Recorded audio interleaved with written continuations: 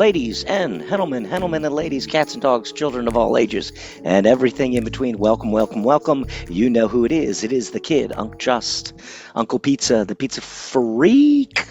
Always resonating at that pizza frequency. Means I love talking about pizza, I love making pizza, but mostly I love sharing pizza with people that I give a shit about. Yes, literally, breaking bread with mother stinkers that I care about. And I have a sneaking suspicion that you too, my friends, you also resonate at said pizza frequency. Why else would you be here? And where is here? Here we are. Leaven Foods, instant sourdoughs, slow rise pizza presents. These are pizza classes. You know, we had the pre-launch, and then Pizza Expo, and then we had the launch, and we've got the microbes. We've got the AP microbes and the wild yeast microbes for sale. Leaven Foods, and now we're bringing you some classes.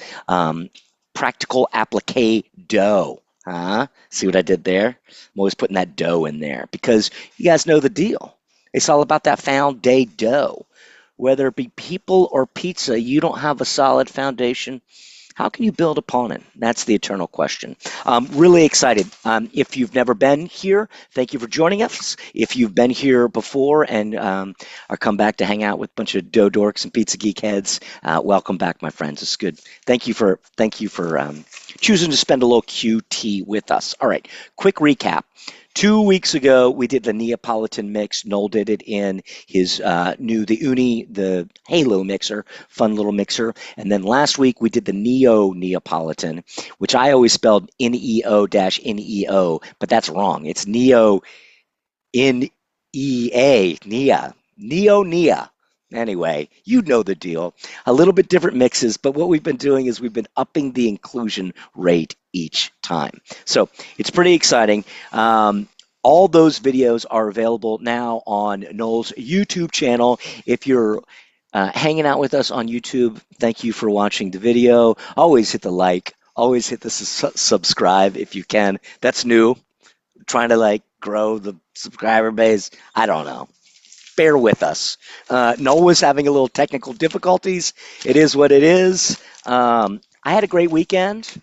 Big weekend coming up. Hopefully Memorial Day, you guys get to make some pizzas with people that you give a ship about. I had a big pizza party yesterday. I think I did 10 doughs yesterday. We had a Venice Boulevard marathon. So I was out there. You guys know the deal with the Blue Bell of Pizzaness. I had the big blue pizza sheriff hat on and my pizza uniform, my pizza slice. I'll see if I can throw up a photo later. But then some friends came over and we made some 10 pies. So it was a lot of fun in the little Breville. We had some good questions on the last video that I shared, my little setup. So nothing against baking steel. I like to use a steel. Noel likes to use a baking stone, which is great. He likes the California pizza stone, people that we have certainly given a lot of props to. Baking steel, I think, is a wonderful product. I myself supported them originally on Kickstarter, but I have found somebody on eBay called Synergy Steel Designs that will cut to whatever size you want, and they'll do it seasoned. Synergy Steel Design, I believe is what it's called. So I wanted to make sure. I was talking to Kevin on YouTube. So Kev, if you're out there, that's the one. Synergy Steel Designs. Synergy Steel? I don't know.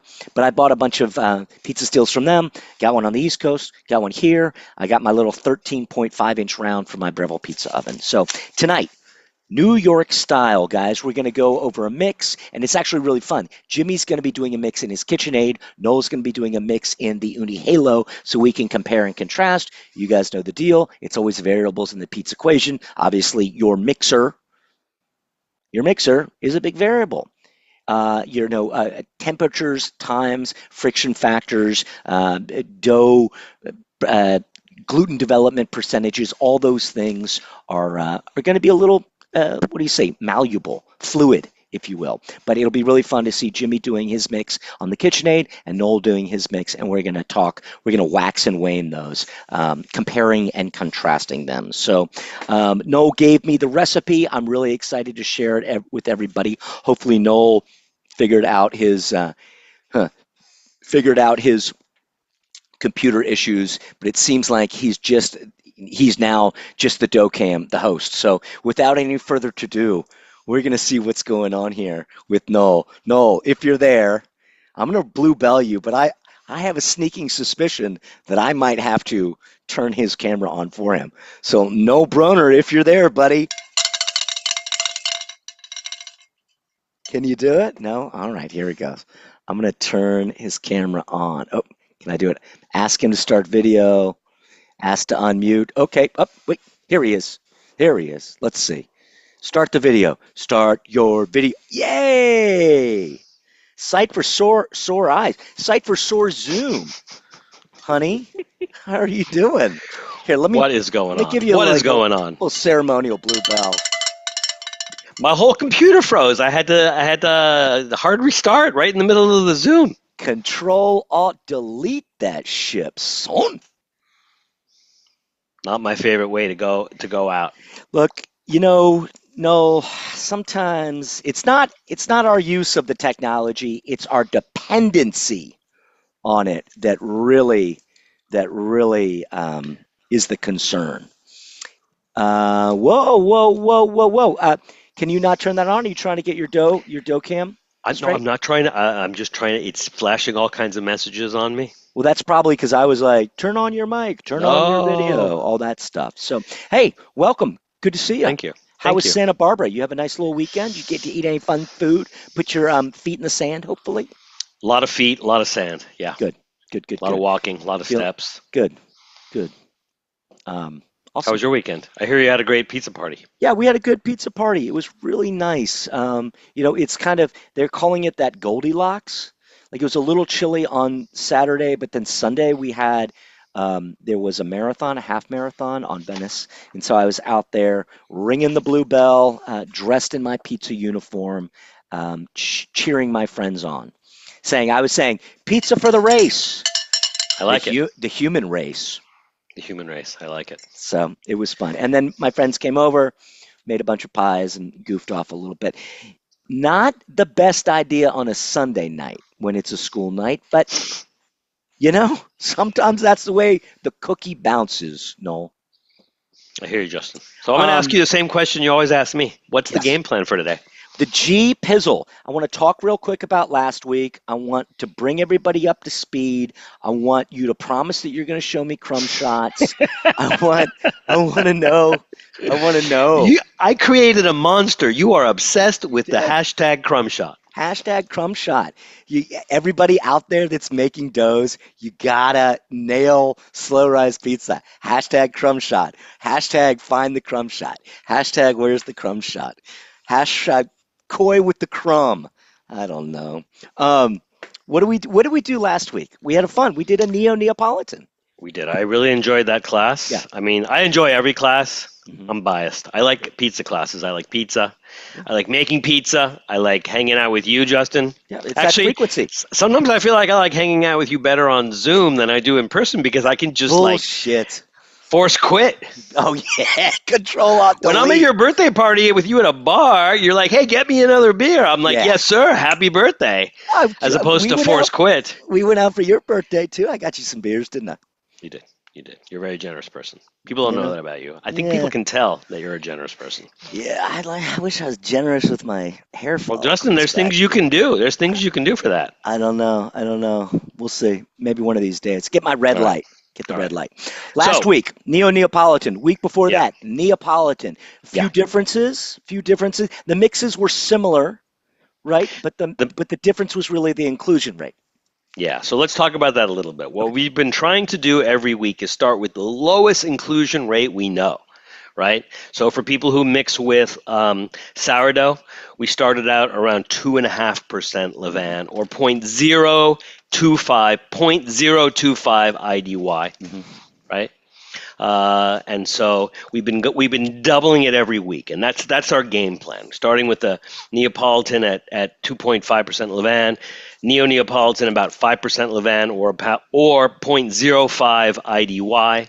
This week we're moving up to New York. Now a lot of people use a lot more yeast than I use. I usually use about 0.1 IDY or about 10% Levain for my New York. 0.1 for New York, and we just have a little bit more time in there, yeah? You've got more time in there, yeah. I mean, this one right here that we did today, it's if I look at this dough, I made this dough yesterday at 10 o'clock in the morning. Okay. So it's been over 24 hours. Okay. Call it a 30-hour dough.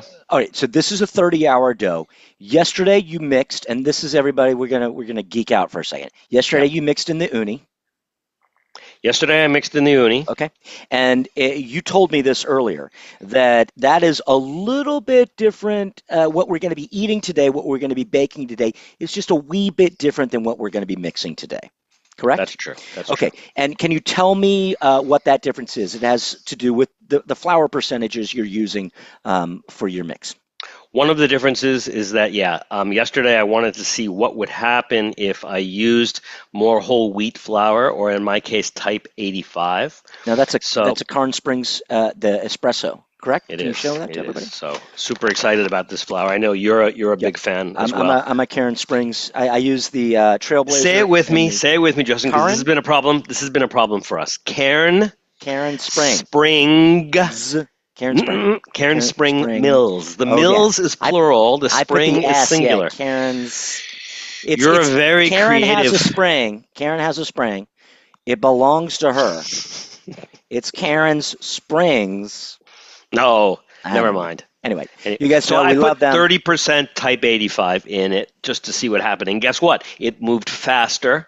Interesting. Right? Than the straight up bread flour. Now, you think that it moved faster because the German bran and all that stuff that's in there is more food for the microbes to basically chew. So more active.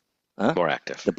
And myself personally, I feel like I like a little bit of whole wheat with my sourdough. They balance each other out. Yeah, I mean, if you're using sourdough and you're using whole wheat, you're getting the benefits of the low glycemic, stuff anyway too. I mean, if I am not a doctor, I'm not a scientist. We'll leave that to Cameron Nancy and James. Jaffe. We'll leave that to Nancy Jaffe, the nutritionist, to pontificate on. But for me, there is, when you use sourdough, there is more complexity of flavor. Yeah. And so for me, sometimes the white flour is a little one-dimensional, and by adding some T85 or whole wheat, I'm getting some bitterness, I'm getting some chocolate or some cocoa, I'm getting nuttiness, I'm getting a sweetness even, and so just like more flavor. It's an interesting thing you bring up, and we've talked about this ad nauseum, but when we think about breaking down our recipes, it's 100% flour, right? And then you break that up into different things. You and I have always talked about your performance flours. Yeah. Right?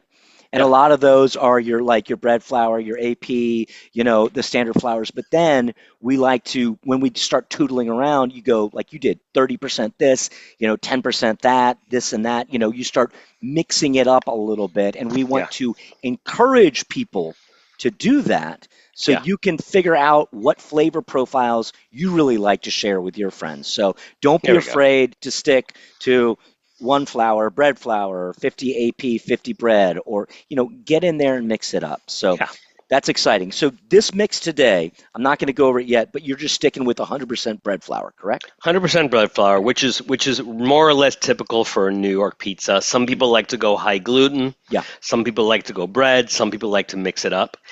So you've got your flour. I like to mix it up. That's me. In terms of hydration, I would say the standard in the United States is about 60%. I know some people that go 62, 63. I know some people that are 57 to 58. For New York style? For New York style, yeah. There's a lot of people in New York that are 57, 58, and they're using a high protein bread flour. Okay. And also sorry. Go ahead. I was just going to say, and also the tennets, so it's a little bit chewier. I feel like, and then usually cooked in a deck oven. Usually cooked in a deck oven, yeah. Right. And I think another one of the tenets is like, when you get to the crust, and this is nothing against, but this is just, I always feel like you're kind of, there's a little argument with the crust a little bit, because of the higher protein in the flour, traditionally, I would say. Do you think that's crazy? I don't know. I think you're crazy. I don't think what you're There's saying is no doubt crazy about at it. the moment. There's no doubt about it. hmm There's hmm no hmm diggity about that All shiggity. right, Justin, it's been 17 minutes. What are we doing here? I want to talk to you about one very important thing. All right, good. You, in this recipe, Yeah. you're using a preferment. Ah, yes, I am. And it is what is called a Poolish, yes? That's right. That's And right. a Poolish, for those who don't know it, is equal parts water and flour, correct? Yeah. Yeah. Okay. And a very minimal, traditional, uh, a little bit of yeast. But you are using the Leaven Foods instant microbes, correct? The sourdough microbes. Yeah. Okay. Give us a So little rundown on this. let's talk about that. So when we were developing this product, we gave samples, 40-gram samples, to our friends, our bakery friends, our pizza friends all over the country. Daniele here at Pizzana, Dan Richer at Razza, our friends Chris Bianco, and lots of people nobody's ever heard of, right? Unless Yeah, you're well, in LA, I right? think Love and everybody Grandma's in knows. Clark Street and Jai and Isaac. Not everybody knows those guys, but these are our friends, and we said, kick the tires, would you? And so I said, also, besides kicking the tires, would you please contact me before you do a mix? And guess what? Almost nobody did. Right. If they were used to doing a levain, they made a I levain can't with blame it. them because you just If they go were on used, and if on and on. I do, if they were used to making a Poolish, they made a Poolish. They made a biga. Some people made a straight dough as we wanted them to do, but everybody did it differently and got different results.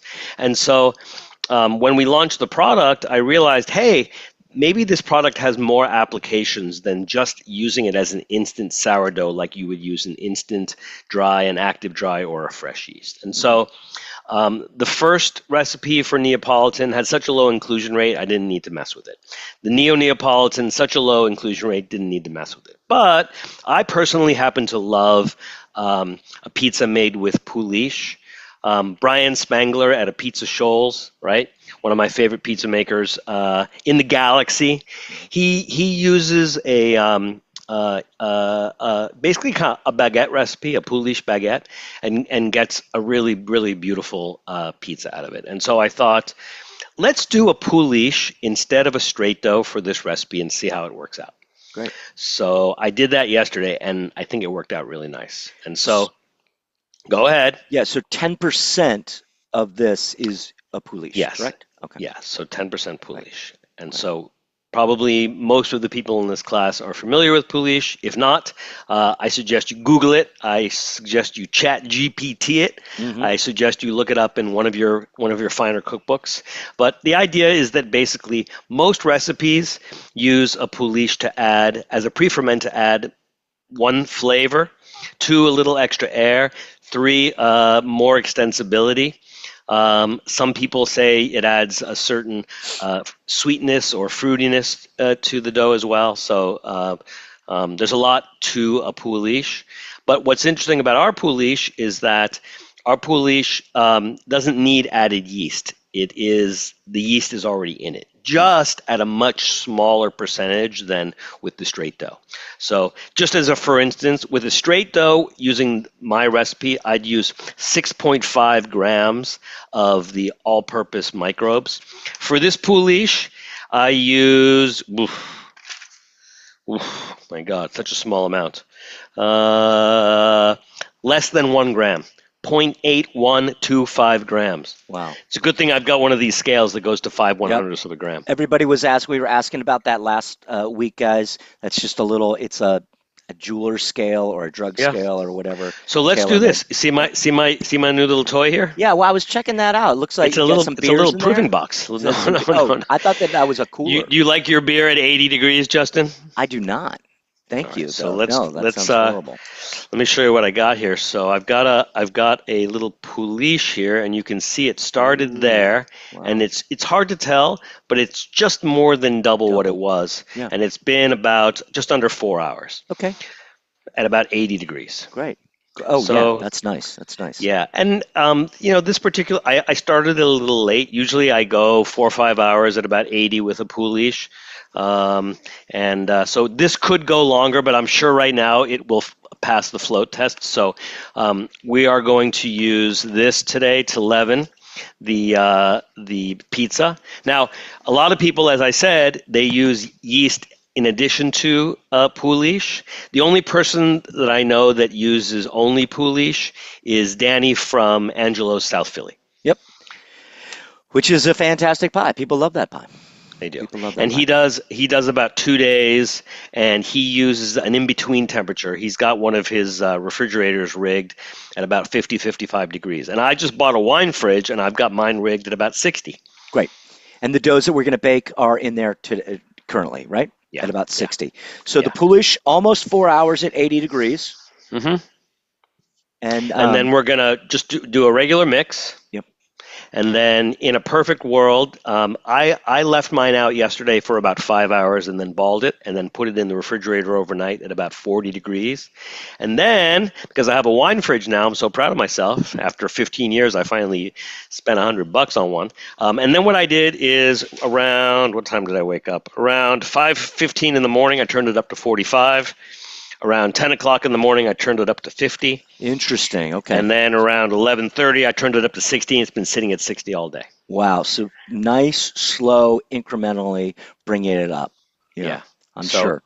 Allows it. Yeah. I really like the way sourdough behaves at that temperature, 50, 55, 60. Mm-hmm. I also like the way it behaves at 80, but you can't keep it at 80 for too long, especially a New York pizza. Interesting. You could keep a Neapolitan pizza at 75, 80 degrees for 24 hours if you use a low enough inclusion rate. Right, because it has basically no yeast in it. So yeah. Okay. All right. Well, should we bring James on and he just kind of talks us about his setup? Maybe we share the recipe that he's going to do, and then you pitch us your recipe. Yeah. We'll kind of talk a little bit of differences. We'll start the mix at the same time. What do you think? Let's do that. All right, Jimmy Gaff, if you're there, my friend, why don't you come on down? Jimmy, what's up, buddy? Not much. How are you guys doing? Welcome to the Leaven Lab here. Whoa, look at that place. Yeah. Wow. Amazing, right? Yeah, that's pretty dope. You want to give us a little tour? Yeah, sure. If you guys want to. Yeah, let's go. Let's go on this wild ride. It's humble, but hey, can take a look around. So here's our pizza master. I'm liking that. I'm liking that. We have the mixer and our mix here that we're going to be great. doing today. Great. We got our larger spiral. Okay. And our scales and everything around here. Great. Hood. What is that thing? This is just a BSC, so where you do sterile work in. Gotcha. Yeah, freeze dryer, our deli, some of our test bakes over here. Oh, great. That's about it. Yeah. Mike's asking if your pizza master has steam. It does not have steam. No steam. Okay. No steam on it, and I don't think. Thanks, Mike. Because it's built for pizza, I don't think that generally any of them have steam. Okay.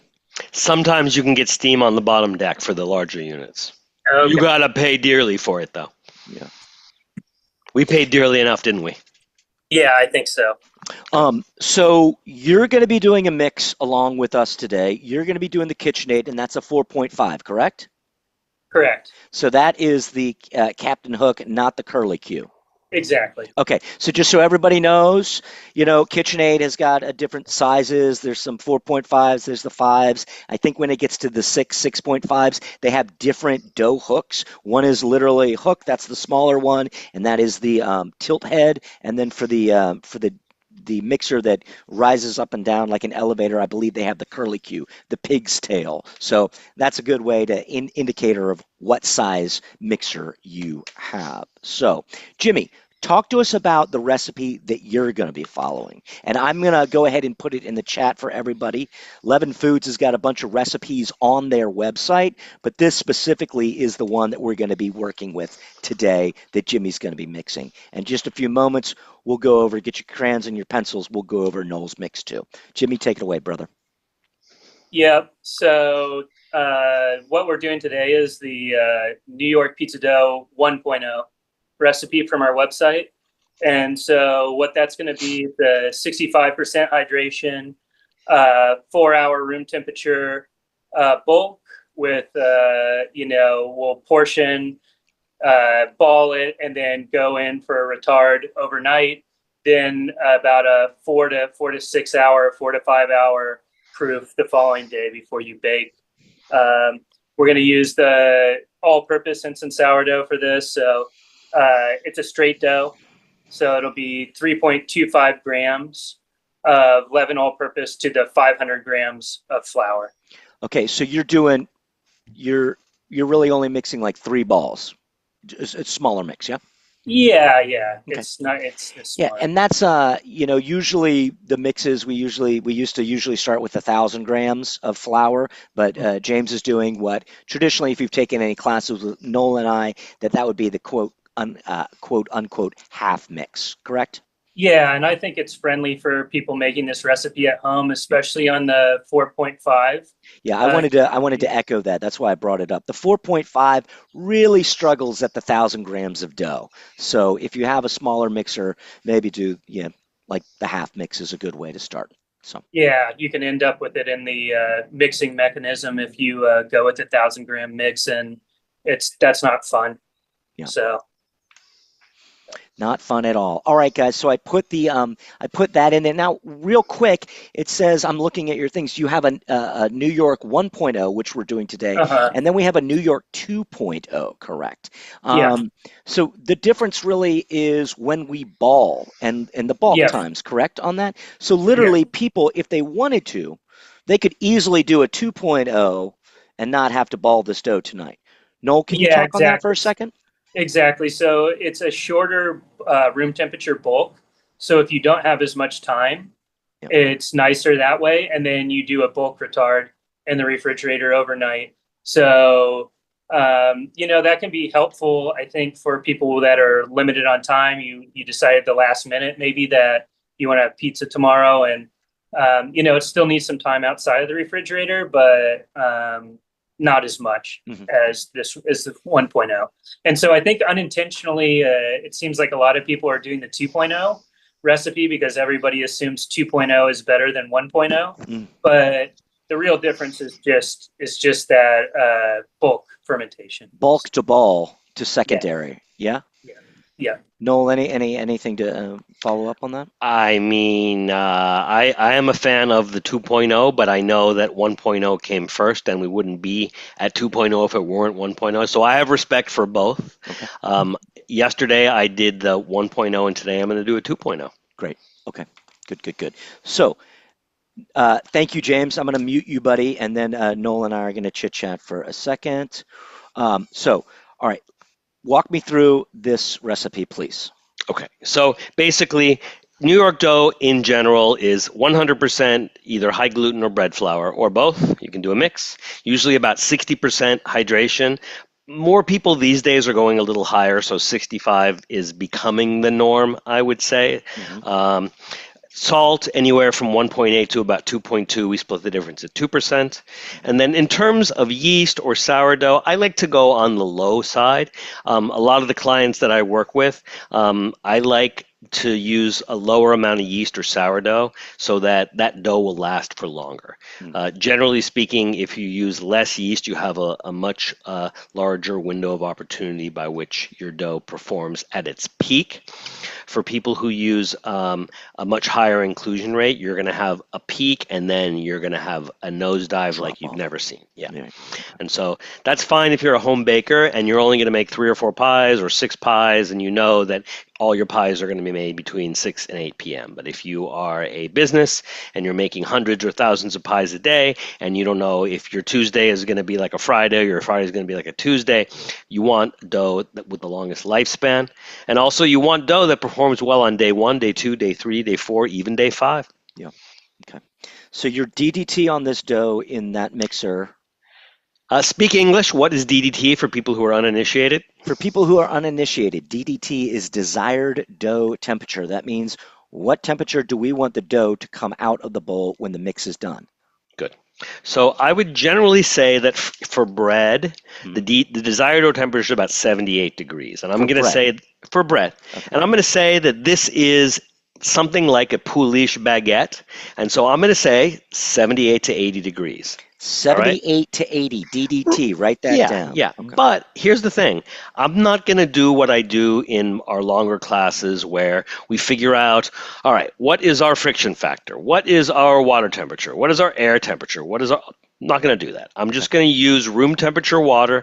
I'm going to use room temperature flour. The air is the air. It's actually pretty warm in my kitchen because I've had the oven on for a while and I have all the windows basically closed. So if I come out at 85 or 86 or 87, no problem. Okay, great. Sourdough is very forgiving in that way. And even if you have a relatively high inclusion rate, your window of opportunity is much larger than commercial yeast. Okay. So 100% flour, you're using bread flour, 2% salt, 10% Poolish, and 70% H2O. Now, the Poolish is 10%, so can you talk to me real quick about what you have to subtract? Sure. So what I wanted to show you was that I have a Poolish in there, which is 100 grams. And so what that actually is 50 grams of flour and 50 grams of water. So from the 1,000 grams of flour, you have to take out 50. And from the 700 grams of water, you have to take out 50. Right. So that means that Noel is doing 70% hydration for this dough. So back when we were doing classes, we always talked about like the final dough, the master dough. So basically the way I always think about it is like you have the recipe, you subtract your pre-ferment, and then what you're kind of left over with. So Noel will only be adding 950 grams of flour to this mix. Everybody understand? And instead of 700 grams of water, he's actually going to be adding 650 grams of water because there's already 50 grams of flour and 50 grams of water in the pre-ferment, the Poolish. Hopefully everybody gets that. Yeah? Good. Yeah. If there are any questions, you guys know the deal. We can throw it into the mix. Noel, Jimmy, anything we want to go over? It's now 5 after 5:30. Yeah, so I think one of the things that we're doing this time, we're going to have like dueling mixes. And so the point isn't to hit the same desired dough temperature. The point isn't to have the same friction factor. The point isn't even to have the same level of gluten development. What I like to do in general is undermix my dough and finish by hand. For me, it's by far the most artisan way to mix. And so especially if you're mixing at home in a small mixer, it really lets you dial in your gluten development so that when you're balling your dough, you have that beautiful combination of strength and extensibility. For people who are blister knots, who love when they ball the dough, you get all those little small, medium, and large blisters, which translates to flavor and texture and beautiful colors on the final pizza or bread. That's one of the ways that you get careful fermentation and gluten development is one of the ways that you get those little blisters, right? I love them. Some people consider them a fault. In France, if your baguettes have too many blisters, you get a B-. But in Los Angeles, if your dough has too many blisters, you get an A+. Funny how that works, right? I want it. We had, speaking of blisters, we had some Truly pizza at the Pizza Fest, and it was truly blisterific and delicious. Let me make a quick announcement. I just found out from John Arena that Truly's doing a pop-up in Los Angeles in Santa Monica on Sunday. Sunday and Monday. All right. It's a date. Local hotel. I do believe it's the Casa del Mar. Oh, my goodness. We're going. But you didn't hear that from me. Word on the street is John Arena, Casa del Mar, Sunday and Monday. You didn't. John will not be there, but Chris will be there. Chris Decker, ladies and gentlemen. Chris Decker. The man. Maestro. Do I have a pizza crush on that guy and his blisters? I know. I got a little too soon. He's amazing. Absolutely amazing. All right. Enough about our pizza crushes. So it is 5:36. Yep. Let me make sure I've got all my mise en place. So I've got my 950 grams of bread flour right here. Mhm. I've got my 650 grams of water right here. Mhm. I've got my 20 grams of salt right here. Let me go grab my Poolish out of my little handy-dandy proofing container right there. And Noel, Brian sir. is asking just real quick, can we go over that inclusion rate for the Poolish one more time, please? Here's what we're going to do. We're going to go over the inclusion rate with Cameron. When we bring Cameron on towards the end. Cameron is very tired, and hopefully right now he's taking a nap under his desk. But Jimmy's going to wake him up, and we're going to talk, all three of us, about the inclusion rate. Because here's the thing: I'm just a pizza guy. Okay. I don't know much about spreadsheets or math, and my phone, which I do all my math on since I got old, is plugged in over there. So yeah. Okay, Brian. So here's we'll get to it. Yeah, I just want to. Here's what I will say.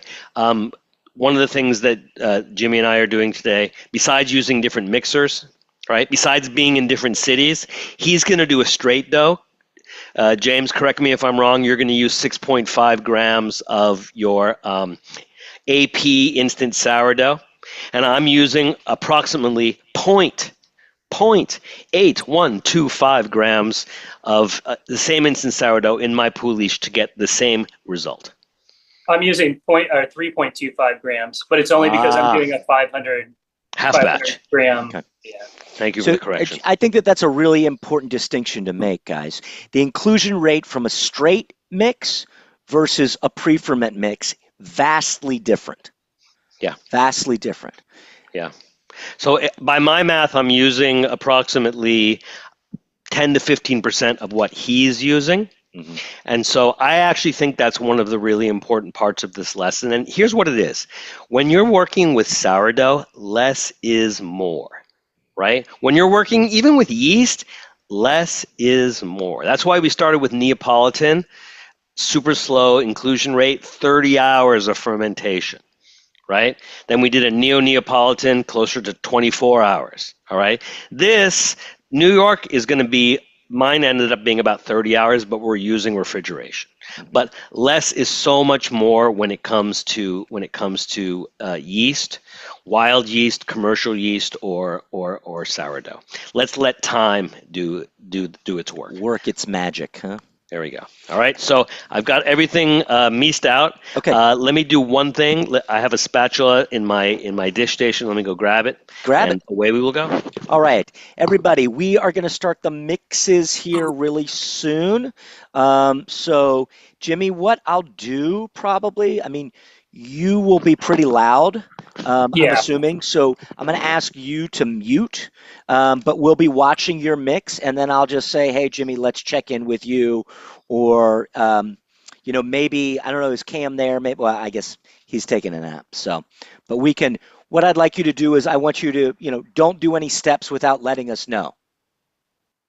Yeah? Okay. Thumbs up. So, Noel, are you trying to get your camera on? I am. Do you want me to ask to? There we go. Okay, everybody knows the deal. Noel's dough cam. Did you say Dole's no cam? Is that what you were about to say? I think I was, but don't Just quote checking. me on. Hey, don't quote me on it. I will definitely not quote you on it. Great, Jimmy. Can we see what's going on in your bowl too, my man? Whoa.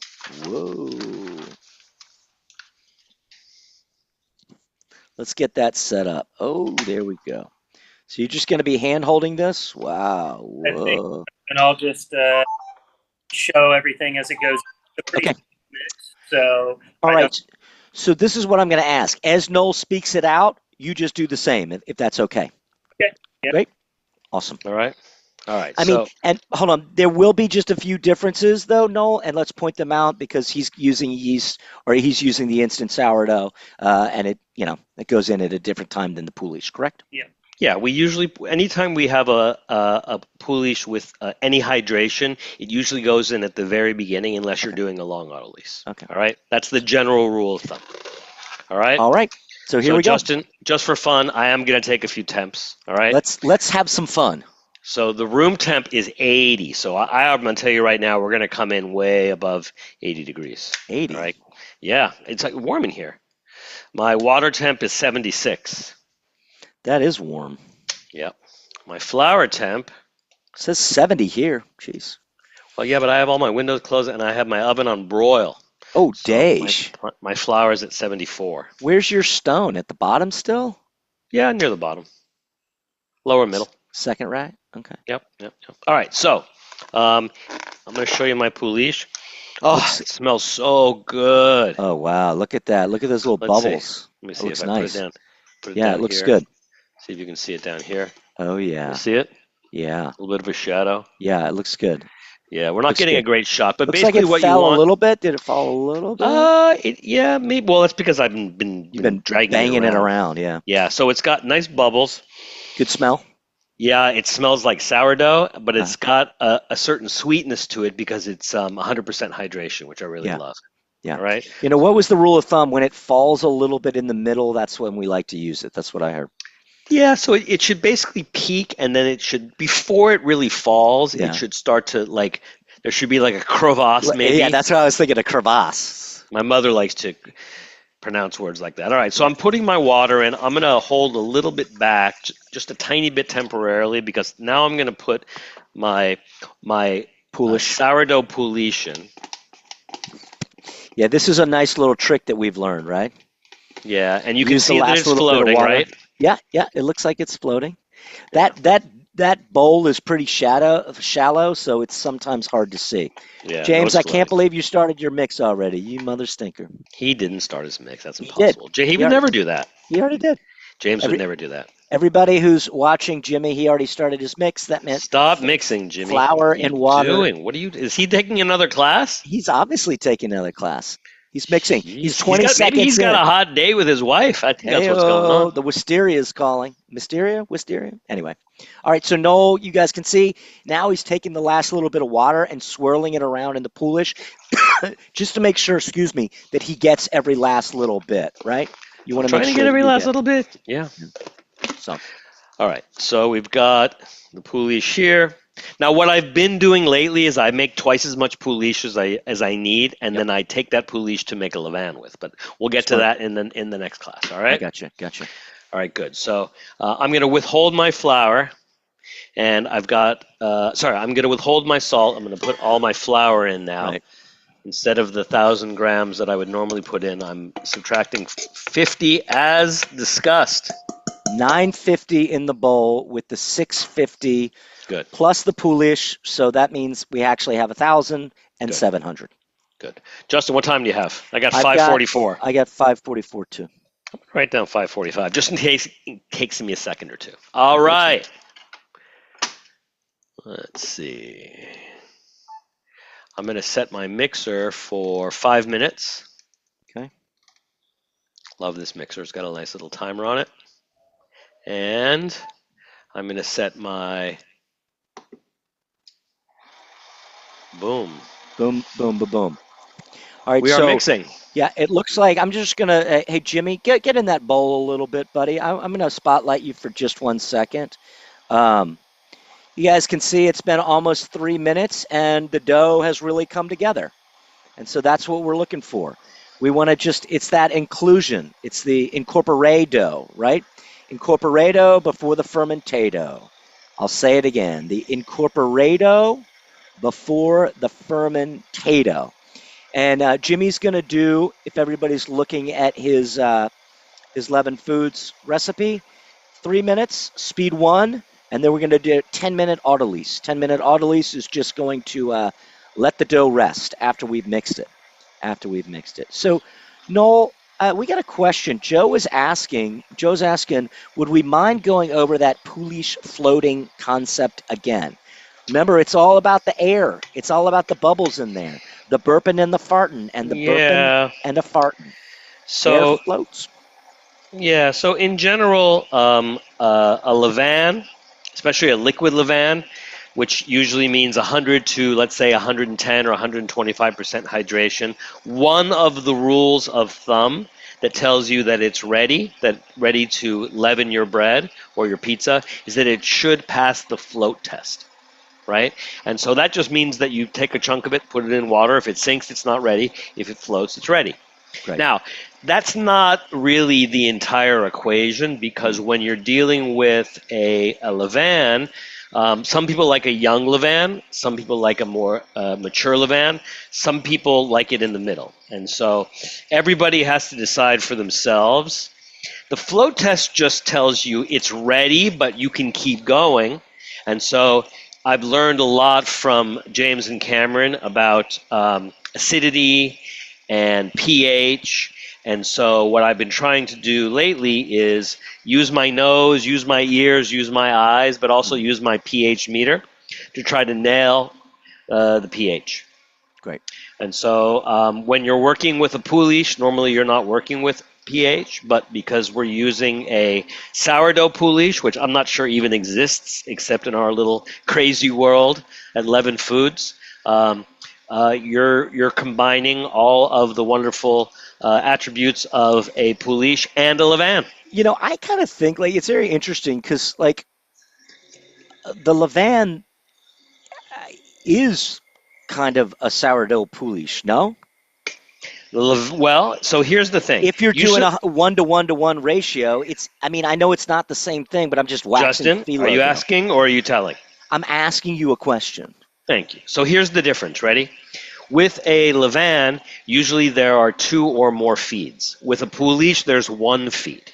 So the difference between a sourdough Poolish and a sourdough levain is that we feed our the flour and the water with a very small amount of microbes, and anywhere from 4 to 18 hours later, we have a Poolish. Mm-hmm. It actually is a levain, but it's only been fed once, so we're calling it a Poolish, and a levain is fed 2 or more times. Interesting. Right? Okay.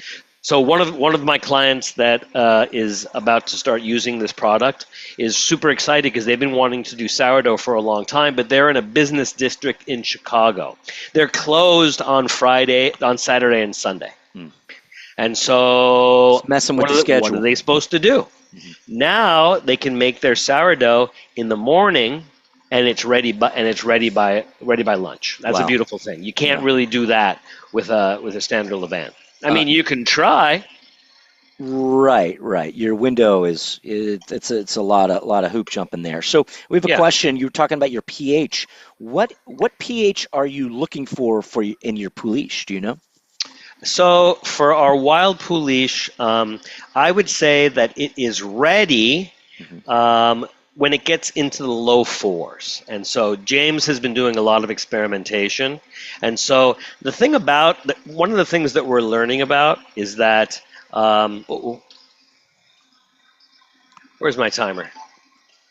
I think something went wrong. What time did we start? 5:45? I have 20 more seconds on a 5. Oh, you do? My timer stopped. Okay. Sorry about that. Okay. 20 more seconds. Give me that question again. What are we looking for? What pH level are we looking for in our pool? I don't have an absolute answer to that, and James and I are going to have to discuss that during the Autolyse. Should be your mix. Thank you. So when James was doing his testing, stopping, good. When James was doing his testing, he was testing and waiting for the Poolish to double, maybe triple. And then as it domed and you got that little crevasse down the center, and before it sunk, he was saying it's ready. Okay. I'm doing something a little bit different. I'm looking at a pH, and generally speaking, when you are feeding like a levain, it can be anywhere from about 3.8 to about 4.2, and then you can continue to feed it. But when you're using it to make a starter or a sourdough Poolish, I would say we were shooting for about 4.1. Is that correct, James? Yeah, so I guess it just kind of depends. It can vary by hydration too, and where you like to use your starter normally, right? Do you like to use your starter when it's not as acidic and it's on its way up? So, close to peaking, but not quite there, or do you like to use it kind of post peak? So we saw anywhere in a range from 4.2 or 4.3, all the way down to 3.8, depending on what when you would like to use it, one, and two, your hydration level. So, if you decide to use something that's a little bit stiffer, less water, so not the traditional 100% hydration, then you might see it get more acidic, potentially. So it's just up to you. If you have a pH meter, you can kind of dial it in and see what you like personally and what you prefer when you're making your pizza. Yeah. I had a quick question. So Michael was Sarwan was asking how long was your Poolish fermented for, and we said 4 hours at about 80 degrees in Noel's little bread thing. Now, Noel, can I ask, did you use warm water when you made that? What temperature was the water that you did the Poolish? It was like 100 degrees? Or no, so the flour was 70, and I was shooting for a dough temperature of 80, so I used 90-degree water. Okay. And you don't have to factor in the air when you're doing a desired dough temperature, because you're just giving it a quick It's a minimal. It's just you're talking about 100 grams in a little deli cup, so it takes all of about 30 seconds to distribute the flour. Get a little little chopstick in there. There you go. All right, so my dough is at 80 degrees, so we're already where we want to be. Great. And I'm hoping that it's not going to get too much warmer. If I wanted to, I could open up all the windows and let the beautiful Santa Monica air in, but I'm not going to do it. Okay. Jeez. Let's check in with Jimmy. So you're at 80 degrees. Yep. Before we start the next phase, Jimmy, let's check it. Let's do a dough temp on you and tell us what's going on down there. Because right now he did his mix. He jumped the gun a little bit, started his mix. He did exactly what he wanted to do. I know. There's no control in this Leaven Foods gang. So we're sitting at about 81 degrees on our mix right now. We still have 3 minutes left on the Autolyse. Okay. And then we're going to do a mix just to incorporate the instant sourdough and then the salt, low speed. And then we'll do 3 minutes at speed 2, 2 minutes at speed 3. And then that'll be done, and we'll finish the dough with stretch and folds. Great. Good. So what I would say is that one of the differences between my mixer and James's mixer is that my mixer is slightly more gentle. So I'll bet you that James has more of a friction factor than I do. Also, he has a stiffer dough. I have a wetter dough, so that also leads to a higher friction factor. James, do you happen to know what the room temperature is there? It's pretty warm right now. So most times if we were going to mix this dough, we would have probably cooled the water a little bit, because this is going to come out probably at somewhere between 85 and 90 degrees. And the DDT we like to target for this dough is 75 to 80.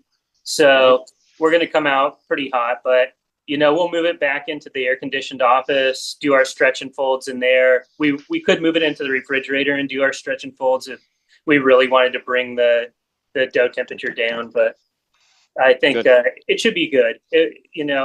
This recipe is pretty robust. It's much better to overshoot, I think, a little bit than to undershoot and then under ferment your dough. So when you say overshoot, you mean a little bit higher temperature as opposed to lower temperature? Yeah, I think that's what we've found with the product. Just generally, if you undershoot your DDT and then you don't give it enough hours in bulk, you're not going to be happy with the performance. The Yeah. Because it likes the microbes like the warmth to get the party started. Yeah. They do, and with the all-purpose product, it really it holds up pretty well. It's harder to over ferment. I mean, you'll get there eventually, but it takes a little while before you fully lose all the structure in your dough balls and have a mess on your hands. Gotcha. When this is neither here nor there, but when we went to the Pizza Expo, I actually mixed a batch of 72% hydration on Saturday night. You guys picked me up on Sunday morning. We put the dough into the car. We drove it to Vegas. We put it in the refrigerator as soon as we got there. I believe we balled it that night, and we were making it on Tuesday, Wednesday, and Thursday. So Monday, Tuesday, Wednesday, 4 days, right, at about 15% Levain, and it never got down to 4.1. It was sitting right at 4.1 on Thursday. It was beautiful. Wow. It was beautiful. And actually, it's really just a testament not to any of our incredible talent, but just, there's just a huge window of opportunity when you have a relatively low inclusion rate and you're super careful with your gluten development and your fermentation. Mm-hmm. All right. How are we doing with Autolyse? Jimmy, ready to go to the next start again? Yeah, so I'm going to move in and all-purpose, see if I can film it at the same time as I add it. Great. So if you're watching along, in goes, this is traditionally where you would add the yeast, but because we're not using the yeast, we're using the instant microbes. This is when we add that. We do a mix on speed 1 for 1 minute, and then we'll add the salt. There we go. I see it. I see it in there. Mix on speed 1 for 2 minutes, and then we'll start to boogie. Looks like there's a little left in there. Yeah. Yep. You have a good eye, Justin. I used to think that, but then Justin, here's what I'm going to do. All right, yes, just sir. so you know. Talk to me. I'm going to mix for a total of about 10 minutes for mix 2, but I'm going to do a little bit something different than James. I'm going to add the salt, mix for 3 minutes because my microbes are already in, Yep. and then I'm going to go from 60 RPMs to 120. Well, I'm going to call that second speed. Okay, so it's a slow second speed. 3 minutes, you said? After 3 minutes, okay. So it'll be a total seconds mix 2 of 10 minutes, 3 minutes plus 7 minutes. 3-7. Okay, great. So everybody following along, know whenever you're ready, and then we have a good question here. All right, hold on. So let me get this in. Salt get in. It started. That's 3 at 65. 3 at 60. 3 at 60. 3 at 60. Go. Okay, so 3 at 60, and then we're going to pop up. Okay. Did you say we have a good question? We got a great question. Good. Joe is asking a really good question. Why is Cameron?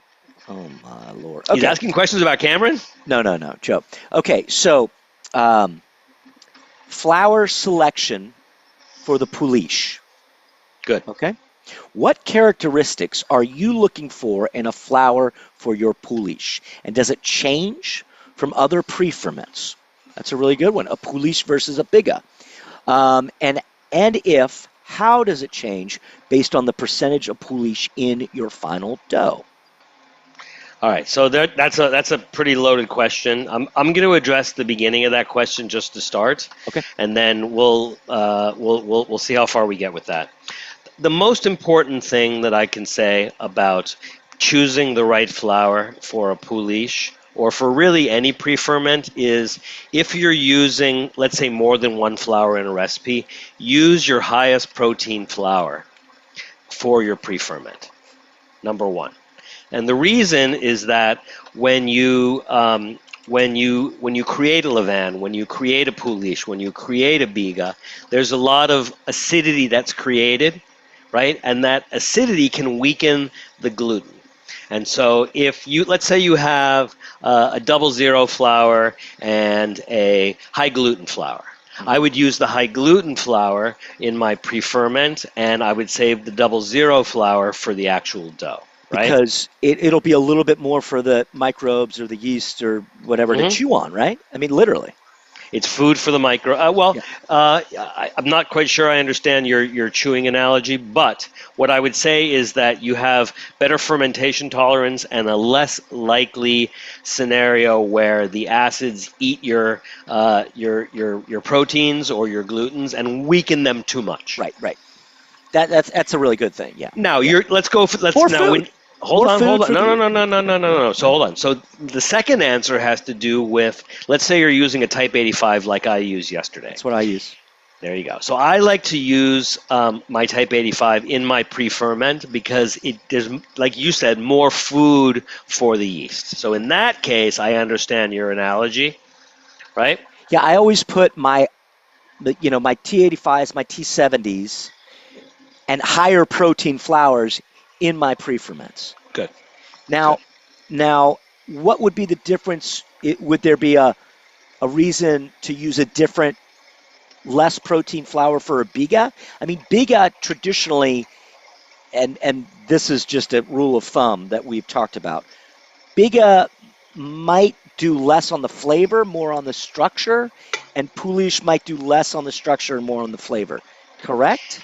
I would say I would never make that statement. Okay. Because it's very I don't want to get in cultural. trouble. Okay. Yeah, we're already in trouble, Justin. So we're too late for that. We're done. Done. All right. So you distracted me. I'm going up to 120 RPMs. I thought I set an alarm. It didn't go off. I'm sorry. That's all right. That's why we both set alarms, Justin. So here we go. 7 minutes on, and everybody can check here at Jimmy's. I mean, that's looking like it's really coming together.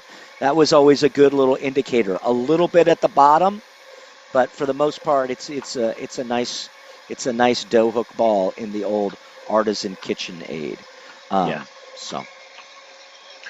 All right, so Justin, let's game plan this one. So I'm going to be mixing for probably another 6 minutes. Okay. And then at the end of 6 minutes, I'm going to get a dough temp, and then I have a well-oiled little Cambro half pan right here, 4 inches high. I'm going to get the dough into there. I'm going to ask you to please start a timer for me, a 30-minute and a 60-minute, and we will do stretch and folds on the 30 and on the 60, right? And then we're going to, maybe you and Jimmy can have a chat, or maybe we can even bring Cameron on while I am resetting my baker's table here, getting rid of my mixer and bringing my dough and my toppings and my pizza peel and everything like that. And we can, maybe Cameron can talk a little bit about the numbers and talk about the dough calculator and some of the magic in his spreadsheet. We already presented the spreadsheet a couple of weeks ago, so if anybody wants to go back to our YouTube page, they can watch all those beautiful classes where we go over all the nuances. Give it a like. Give it a like, he says. Is it called a follow or subscribe, right? Subscribe. Thumbs up. Like it, subscribe. Or if you don't, just send it to your friends. Tell them. Your enemies. Anyway, sorry, I didn't. That's all right, Justin. I think that's a good GP. A game plan? The old GP, the game plan. What's the GP? It looks like James's dough is really coming together a little bit. It's interesting to see the difference here, guys. Look at these. Radically different. Also, what speed is James on? He's got to be on up third there. speed. He's up there. He's really moving there. So then I'm gonna. He's whipping that. Is he on? What speed are you on, James? Speed 3. That's only 3? Go back in there, Jimmy. I'm gonna see that thing. Wow, speed 3 on a KitchenAid is fast. Let's get back in that bowl. Oh, are we done? We're done. All right, give me a temp check, would you? Ooh, wow. Look at that. Look at that.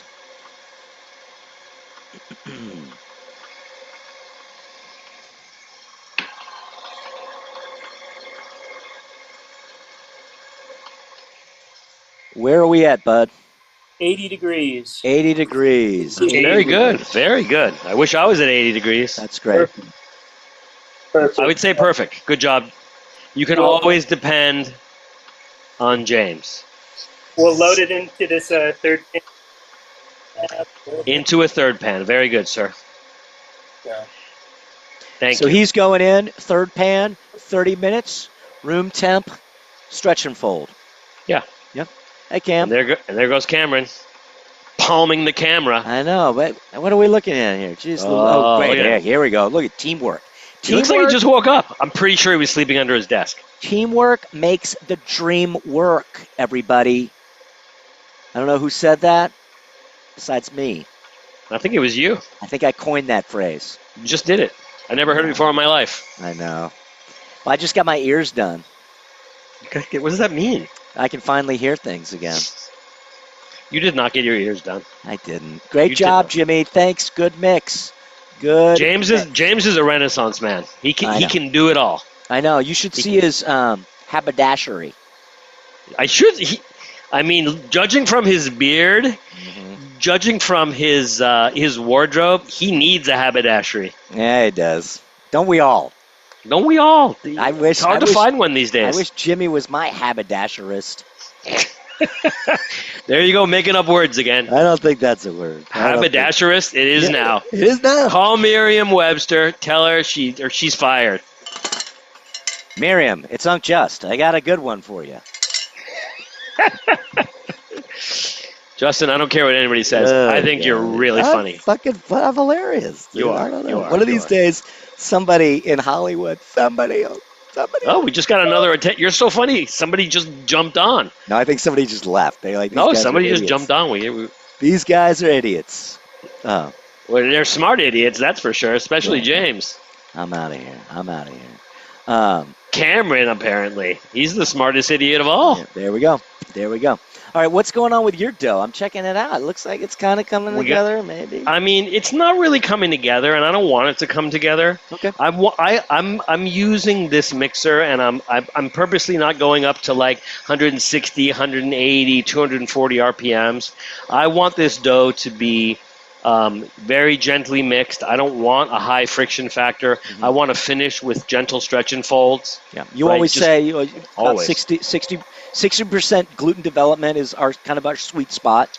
If you go over or a little under, it's okay, but that's kind of a rule of, 3 fingers. I would not say that at all. I would say it depends on the mixing style. Oh, there you go. Remember the beginner class was the short mix, and the intermediate class was the improved mix, and the, what do we call the advanced class? The spaz mix. No. The hyper The mix. intensive mix. The hyper mix. You're the hyper mix. You're darn right I'm the spaz mix. We don't use that word anymore. I think you can say that. You can say that? I don't think so. I think I can say that. You can say bulk retard when you're talking about baking, but you can't say spaz mix. We're skating the line. Skating the line. We're going to get canceled any minute. 5, 4, 3, 2. Justin. We are canceled. Sorry. Let me give it a dough temperature. 30 minutes. So, everybody playing along. Bulk retard begins Not retard, bulk. Oh, bulk. Sorry. Plus me, it's warm in here. It's 80 degrees. Now, there's no retarding going on right now. It's 6:08. This is the bulk. Yeah. Your dough sits in a big pan for a little bit. Care to venture a guess or a wager? Where were we before? 78? No. No, we were at 80 already. So you're like 82. Oof. Justin, you're incredible. I'm at 82. How'd you do that? Because it's a relatively, you don't have a lot of flour. Yeah. You don't have a big mix going on. It's 70% hydration, so there's not a ton. You're good. You are really good. My friction factor when I've been doing that mix is about 7. Yeah. But I'm also, my Poolish or my sourdough is usually like 85. So I'm using cold water. I got to use cold water. All right. So I'm going to lift my dough out. If it's okay with you, Justin, and only if it's okay with you, I'm going to turn off my dough cam.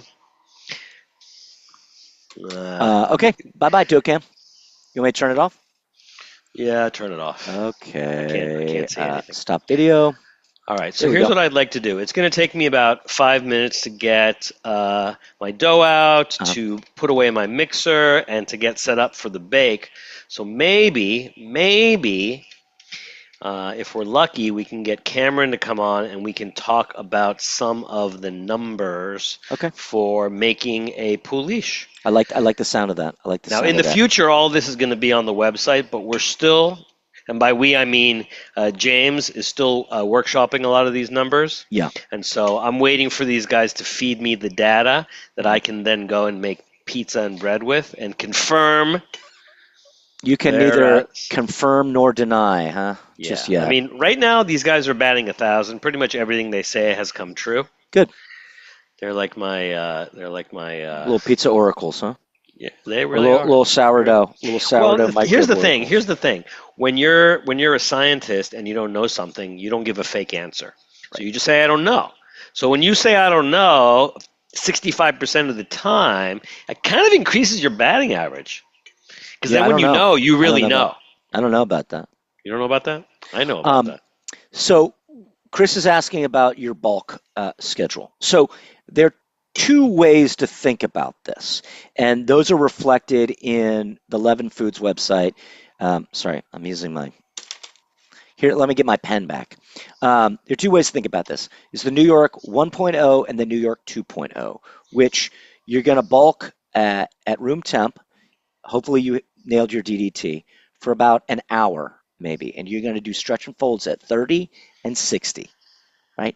And then, depending when you're going to make your pizza, what you want to do, maybe after that hour, maybe it sits out one more hour, you're going to put it in the fridge for 24, 48, then you take it out, 2 hours at room temperature, then you ball your dough. Or what Noel said he did yesterday, which was he made his dough, he did 2 stretch and folds, 30 and 60 after the first hour, but then instead of going into secondary in the fridge to retard, he just let it chill, hang out at room temperature for, I believe, another 3 hours, maybe even 4 hours. And then he balled it. And then I believe it went into his, not into the refrigerator at 36 degrees or whatever. It went into his wine fridge. So it's not as a drastic change. And once he gets back, we'll ask him what that temperature was, because it was a pretty interesting way that he generally and gingerly kind of augmented the temperatures in the wine fridge. So it was more of a, get this, slower rise, because that's his gig. That's his whole thing, the little turtle, the little slow rise, the turtle going up in the balloon, slow rise. You guys get it. You guys get it. I know you do. Chris, hopefully that answered your question. 2 ways to look about it. Do like a 4-hour, 2 stretch and folds in the first hour, and then you ball, can go into the fridge, or maybe 1 hour, 2 stretch and folds, 1 hour, bulk into the fridge, day or two later, take it out, let it sit for 2 hours at room temperature, divide and ball. Yeah, you got it. Thanks, buddy. So yeah, just real quick, we've been enjoying the Uni mixer. Noel and I, full disclosure, Noel and I are not Uni ambassadors, but it's a really nice mixer, and I really like it. I had never mixed with a spiral mixer, and I think it's adding. It's really fun if you're looking for some volume in your crust. It can really help get. It really mixes a lot of air into the dough, but like Noel says, it's not beating the dough up. It's a gentle mix because the bowl is rotating as well as the hook. So you're getting a much gentler mix and a lot more air inclusion, I'll say. So. And if you like that, Justin, wait till you try a fork mixer. OMG. Are you forking kidding me with that? I am not. Are you forking kidding me? I'm gonna have to get a big ass fork mixer. If your Like a wife will big let one. you. Are you going to keep that in your car too? Yeah, the green machine's not doing well. Oh, boy. So one of the pizzas that we made, so my buddy brought over some Nepales. Geez, Mike, yeah, this is all he does. This is what I have to do with. He's like, I'm going to the gym, and then I got to go swim, and then I got to go work out, and then I got to go walk. This guy, get him out of here. Who are you talking about? Nothing, I'm talking about you. So really fun pizza that we did yesterday. So my buddy brought over some cactus, some Nepales, I think is how they pronounce it. Yeah. So, and we just did a quick grill on that. And then I picked up some pickled pineapple at the farmer's market, which I then grilled, which was very good. So we had the grilled cactus, we had the grilled pineapple, pickled pineapple, which was fun. And then we did a red onion, and I did a Oaxacan cheese and a jalapeno. And then I went to the taco stand and I asked for like a quarter deli of their al pastor. And they just gave me a little, I mean, they didn't get, I mean, I bought a couple, like $3 or $4 of the al pastor. And so we made this like really nice al pastor pie. And then we used their green and red salsa to put around there with a little crema finish and a little cojita, I think is what, cojita cheese. It was really delicious, guys. I don't have any pictures, but people seem to really like it. We call it, the taco stand. So I'm spoiled, and hopefully I'm making everyone hungry. But it was really delicious. It was a fun pie. Cojita. Thank you, Brian. Thank you, Brian. Cojita. Thank you. I appreciate it. I always need a little help. I tell everybody I'm great with everything except letters and numbers. So that's true. I'm going to ask Noel what this little homemade bread thing is, so everybody can see back here. I'm going to spotlight his video and see if we can. I know it's a little out of focus right now because no one's in the thing, but you see that thing that says homemade over there in the background? That is a little, I guess it's a proofer that he got. Some new toys, new toys. Hey, Cam, are you there, my brother? Cameron Martino. I was Ladies waiting and for the gentlemen, bell, Justin. there's the blue bell, baby. The blue bell. How are you doing? I heard you going backpacking. I did. I went on a little hike. Not like Well, you, the Eagle Scout, yeah, but that's it was, true. That's true. you know, If don't make a big deal out of it.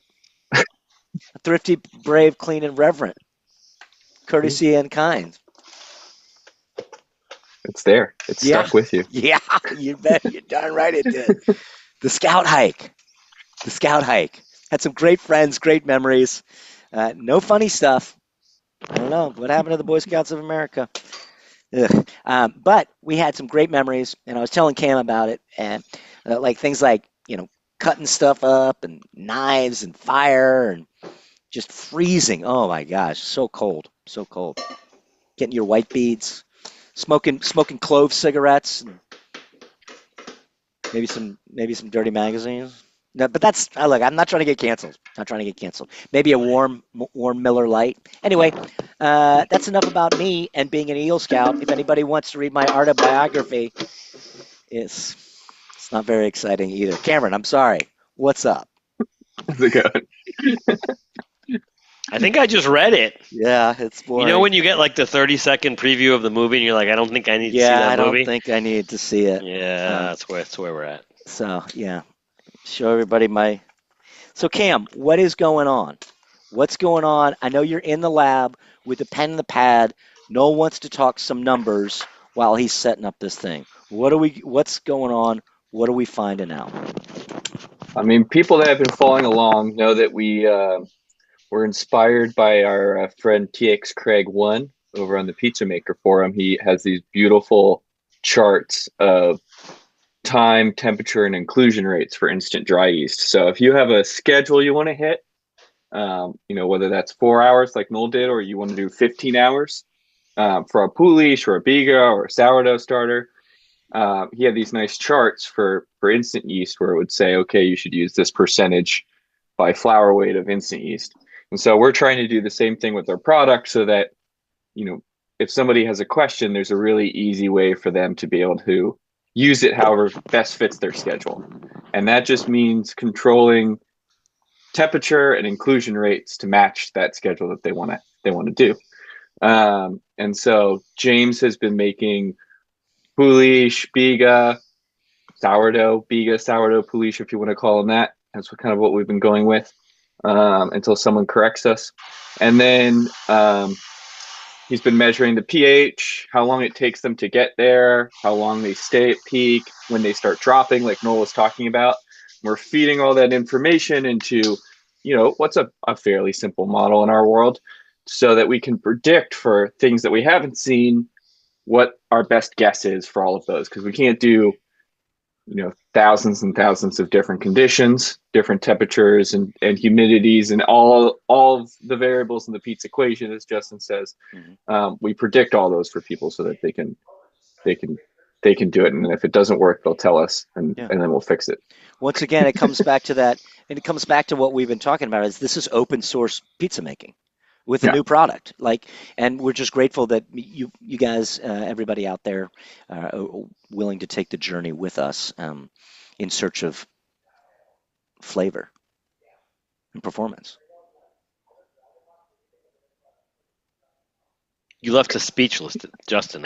Just mic drop.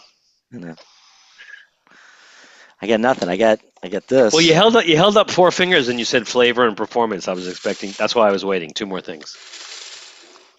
What is that? It's a Monopoly money shooter.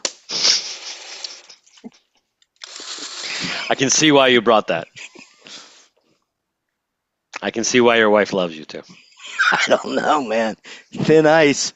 Thin ice. Yeah, All right. she won't let me get a wine fridge. My buddy wanted to give me a wine fridge. Oh, I bought mine when my wife was on vacation. Don't worry Yeah. about that. My wife Don't will worry not let about me that. do that. My buddy wanted to give me one. She goes, no. No. She's worried I'll put wine in it. Anyway, so Cam, so we're getting more info from everybody. We're filling in the blanks. Mm-hmm. Right. Yep. We're getting ready to build a calculator for the website so that Okay. people can go in and choose a hydration, one of the main variables, a temperature, so what temperature they're going to ferment at, Mhm. and then how many hours they want to ferment, and then we'll tell them how much to use. Great. As a baker's percentage. And that's for straight doughs and preferments and all that good stuff. We're going to have all those options, yeah? We're starting with preferments first. Okay, cool. And then we'll work our way into the dough world. Okay, great. So we're starting with the preferments because it's easier to measure, Yeah. You get peak and then it comes down, and dough is a little bit more complicated. Mhm. When is it ready to be baked? You tell me. Let's ask Noel. You can ask me whatever you want. I don't know if I have the answer. Will you do me a favor, Noel, and will you turn on your Doji Dough cam? I will. I see you doing some fun stuff over there. I might have to manipulate it a little bit. Oh, man, I can't see a thing. Okay. There it is.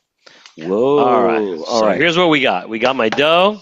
Okay. We got a little bowl of flour. And we've got my pizza peel. And I've got a little bit of flour and 2 kinds of semolina. Okay. So all right. Everybody, it's important that we just make a note. Last 2 classes, we were using the Univolt. And because we're making New York style, Noel is going to be cooking in his oven with his California pizza stone. Middle-ish, you said middle-low rack? Yeah, middle-low. Okay. And my oven is not fancy. It's a Whirlpool. It's like a $600 oven. It's got gas broiler on the bottom. Barely gets to 525 on a good day. So I'm not going to break any temperature records here, but I think I can make a decent New York style pizza. The one thing that I'm not crazy about is the use of these containers that I'm using. I mean, I like these Cambro little 2 quarts, but the problem is that you have to put a little bit closer to you're cutting it off there, buddy. I'm trying to look at it myself. Oh, you want to see it? Yeah. So one of the issues is that you want to. There's olive oil in here, and you have to put just enough so it doesn't stick. But if you put too much, then you get a little bit too much olive oil on your. Yeah, and you don't really want, because then it kind of holds the flour, and it's not really what I'm looking for. So here's what I'm going to do. It looks really nice and relaxed. It looks really nice. It is nice and relaxed. And so what I did was I left it in my. Oh boy, my 60 came out of there real nice. Yeah, it did. In my 60-degree wine fridge since 10 o'clock this morning, and I let it ferment very, very slowly and very beautifully.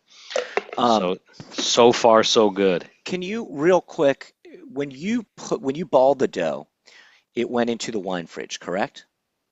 When I balled the dough, it went into the wine fridge, yeah. And you were talking about a temperature kind of grade there that you did. You started out at one temperature, and then it started out at 40. Okay. And that was in yesterday evening, and then this morning when I woke up, pretty early in the morning, I moved it to about 50. Okay. And then I moved it to about 60. Great. And that's where I left it. Over how many hours do you think? Let's see here. So every 3 or 4 hours, you maybe. Well, I was just thing is, I was taking the pH to see where it was at, and I was also just kind of looking at it and smelling it to see. So this morning at 4:15, which is when I got up, I moved it up to 45 degrees, and then at 10 o'clock I moved it up to 50, and at 11:20 I moved it up to 60, and that's where it stayed until just now. What the hell are you doing at 4:15 in the morning? Waking up. That seems early. My alarm was set for 5. It's one of those things. I feel like you need more sleep. Yeah, I do. So just so you know, my pH hit 4.25 at around 1 o'clock, and so I really couldn't let the dough come out. I needed to hold it at 60. So right now, I'll bet you it's exactly where I want it. Okay. And how many grams are the dough balls? These are pretty big. These are about 425s for a 16-inch pie. 425s, huh? Yeah, can you believe it? I mean, I guess so. I don't have a choice. You do not have a choice. This is true. So, all right, everybody knows the deal. We've seen dough. Noel open some dough before. Just kind of like to Yeah. pat it down, make it even. What are you giving it there? A 5, 6, 4? I'm pushing down pretty hard on this. Oh wow, okay. Let's see. Wiping the table. We want as little flour to get us what we want. Some dimpling. Yeah. A little bit How's of it feel, dimpling. buddy? It feels soft. Mhm. So, Yeah. 70% hydration is a lot for a New York style pizza. Yeah. So I do a lot of the work on the table, and I'm not going to do a lot in terms of picking it up. Yeah. Just a couple Little as slapping possible. stretches. Yeah. Sarwan's got a really good question here. No EVOO in the dough? Question mark. No, here's the thing. I could put malt, I could put olive oil, I could put sugar, I could put lots of stuff. I want to see what kind of browning, what kind of flavor, what kind of aroma, what kind of color I can get with just nothing. Yeah. And then if it needs anything, that's when I'll add a little olive oil or a little malt. Yeah, I think it's really good. I mean, we're trying to figure out the flavor profiles of these new microbes, as well, without putting stuff on top of it. That being said, if you like a little extra browning, maybe put some sugar in your dough. If you like a little extra browning, flavor, extensibility, put a little olive oil in your dough. Don't be afraid of it. If you like it, if that works for you, go for it. Yeah. So, Noel, what All are right. we at? 12 inches, 14 there? I would say, so it's a 16-inch peel. I would say we're already at about 13 inches. So Okay, yeah. I'm basically just going to pick it up and not do a lot to it. I'm going to let it drag like I normally do. Yeah, we don't want the thin spot in the middle, everybody. Yeah, and I've got I've got some really nice acidity that I can really smell already. So yeah, cool. it's definitely where I want it to be. All right, so let's move it over. And what do we call this, Justin? That's that shimmy and that shake. Little shimmy in the shake. So this way it's getting coated nicely. Yeah. Should be nice. All right, so usually for my first pie, I try to keep it as simple as possible. So here's what I'm going to do on the first pie. Talk to me. I'm going to try to make my wife happy for once. So in Argentina, they do an onion pie. Mm-hmm. And so what I'm going to do here is I'm going to do a little bit of provolone cheese. Then I'm going to do a little onion on top of that. Is that smoked prov? Nope, just provolone cheese. This is from Ferndale Farmstead. These are my new cheese making friends. Oh. We are going to cheese. we did it. We're doing a collab with these guys for an upcoming newsletter. Oh. So they sent me a little bit of cheese and For Karen Springs. and I got Karen Springs flour. So I've never used this stuff before. So they sent me a little bit of this and a little bit of that. So provolone's really nice. Yeah. It's not Italian style like provolone picante. Not but super I like, sharp. Not super sharp, no. Yeah. Good. It's smooth. Cool. So I'm going to give it a little bit of provolone here, and then, like I said, my wife, she loves her some onions on her pizza. So if you go to Argentina, they're crazy for onion pizza. Yeah. Loco Looks like you gave that a little love before. Yeah, I did. I just sautéed it real slow and low, probably 45 minutes. Great. A little bit of olive oil, salt, and I use white pepper, green pepper, black pepper, and some nice red pepper too. That's Not fun. red pepper flakes. That's a good little start right there, I think. What do you think, Yeah. Justin? It's a little heavy on that side. You're missing some onions right there. I know. Can't have it all. Yeah. Well. All right. So then what I'll do is then I'm going to finish with a little mozzarella, Oh, okay. Fun. and I'm going to give it a little shake. There we go. Guys, we do that to make sure that the pizza's not sticking. We Yeah. encourage everybody in a lot of our classes, shimmy and shake. Every time you put something on, sauce goes on, shimmy and shake. Cheese goes on, shimmy and shake. Pepperoni dogs go on, shimmy and shake.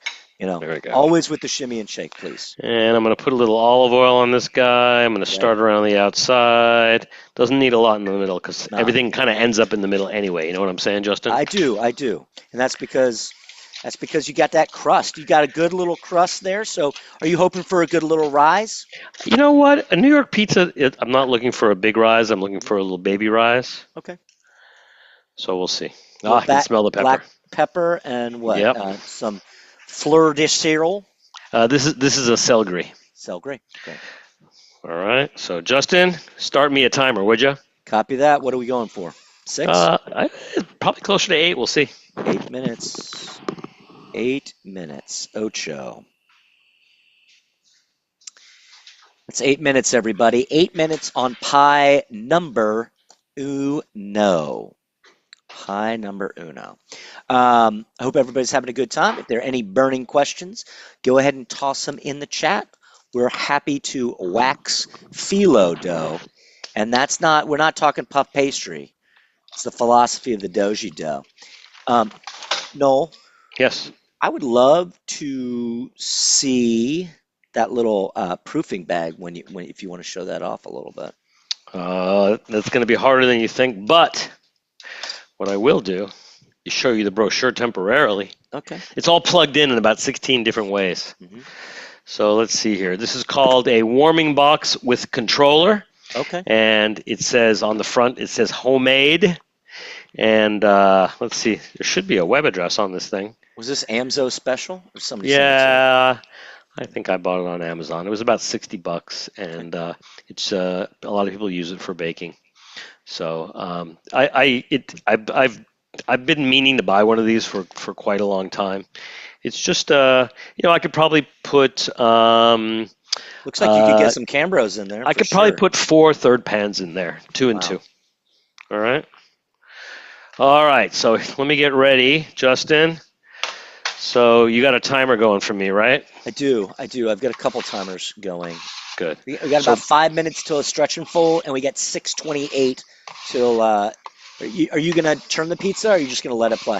No, probably at about the 3-4 minute mark, I'm going to give it a little turn. Okay. And for people who have taken our classes before, you know that whenever I do my first pie, I try to go light on the toppings, and then I go heavier and heavier. I just want to see how the dough performs, Yeah, without clouding it. I mean, we want to see. That's. I mean, this is we're curious here to see how it. Yeah. Works. And we're just going on the journey together, which is fun. There we go. All right. So how much longer on the for the first stretch and fold? You've got 4 minutes and 51 seconds, and you've got 5 minutes and 47 seconds on your. So let's do this. Let's jump the gun a little on the stretch and fold, and I'll do Holy that Moses. right here. Okay. And then when I'm done with that, I'll turn the pie. All right. Perfect. So everybody, if you are playing along with us, hey, wait a second. Where's Jimmy? Jimmy, did you already do your stretch and fold? Dr. Gaff? Mr. Jump the Gun. Mr. Jump the Gun to you. Yeah, too bad you guys missed out. It was amazing. It was amazing, he says. I have to apologize to all of our attendees for Jimmy's lack. First he starts mixing without us, then he stretch and fold. I was like, you literally, don't do anything. We have a chat. Check you in can with call Justin on the hotline. There's so many options, but so no. many ways to get in touch. No. You guys are too slow, man. You're taking forever. We've been told places that. to Not go, usually the complaint. Oh, you I got get. places to go? Yeah, Don't of tell me course. you got to take your dog to the vet again? You gotta God. water that wisteria. There you go. I've seen it. All right, Justin. All right, bye, James. Jeez. These Sorry. tiny little Oompa Loompa hands are good for one thing and one thing only. No. Stretching and folding. I'll bet ABZ would disagree. Stretch and fold. There we go. Everybody, we like it. We take the long side, do it halfway over. We do the other long And again, side, stretch. halfway. How's it feel, buddy? It feels like it's definitely going to need another stretch and fold in a half an hour. Okay, good. And that's a good thing. Yeah. Not a bad thing. Yeah. Guys, that means that we're slowly developing the gluten. There we go. Look See at how it. It nice looks and great. smooth that is? Yeah, looks great. That's how we like it. Set me great. another alarm for 30 minutes and then Okay. let me run over and check my pie, all right? Okay, here it comes. Thank you, You've sir. got approximately 3 minutes and 45 seconds left on that pie. Now you tell me. Everybody stretch and fold. Sorry about Jimmy. He's just not listening. You can't cage him. Nobody puts Jimmy in the corner. Nobody. Not even Patrick Swayze. Maybe Patrick Swayze. Jimmy would be like, oh man, it's Patrick Swayze. I thought you were dead. And then he's like, no, I heard you got microbes. Anyway, you guys know. Be like, oh my, just a tread water. Okay, talk to me. How's the pie looking? What's the deal? Everybody is cannot. Well, you know, the Uh-oh. first time you make a pizza. Is this the panda? This is the pancake conundrum. I have no idea what you're talking I about. think you do. The first pancake, you burn, you learn. No, it's not burning. So here's what I would say: the Cairn Spring Mills flour. Karen's flowers. 30% of it is unmalted. And so what I would say is that in the future, I would say a little malt would go a long way. And that could be, if you're playing along, maybe a little sugar, maybe a little oil, like we talked about. I would start with a non-diastatic malt, just for color. That's what I would prefer. And then a little bit of olive oil might also help with the browning as well. But I don't really want it to be any more hydrated. So maybe I would dial back the hydration a little and add maybe 2% olive oil. Let's see. You can't really judge because basically, it's a home oven. Probably this kind of dough would be really nice at about 625 degrees, about 4.5, 5-minute bake. Sounds Instead, like we're a at- Joey Budaba oven. Yeah, Joey at Folks. Also, my old alma mater, Flour and Water Pizzeria. We were right up around 610, 620, about a 5-minute bake. Also, similar hydration. 70. Okay. Yeah. Can neither confirm nor deny the exact recipe, but right up around there. Yeah. I've been using 68. That's been my sweet spot. That sounds like a really nice sweet spot. It is. Get 6-minute bake, minute and a half, 2-minute maybe. Yeah. Convection, super convection at the end. Yeah. So one thing about it in New York, and it really depends how you want to do it. So my wife is going to eat dinner with me later, and so I'm probably going to underbake all of the pies to a degree, so that when we reheat them, I can put them in the oven for another 3-4 minutes and really crisp them up. Yeah. But it's a delicate balance with sourdough because you want to nail your pH, right? But at the same time, if the pH gets too low and you don't have enough food for the sourdough, sometimes you lose a little bit on the browning. Right. And so most people who've experimented with sourdough know that if you let it go too long, you get a pale pizza. So I think I'm okay with the pH. I just think this particular recipe with this amount of hydration could probably use a hotter oven.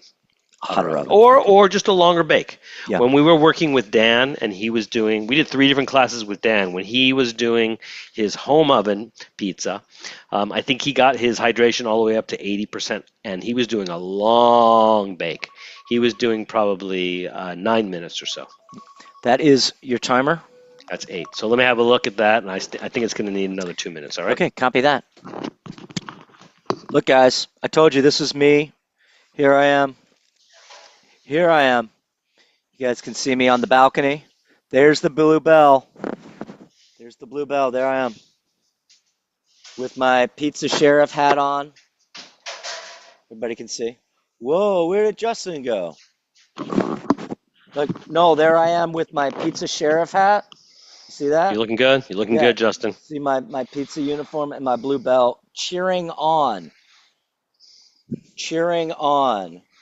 There we go. All the people. Here we go.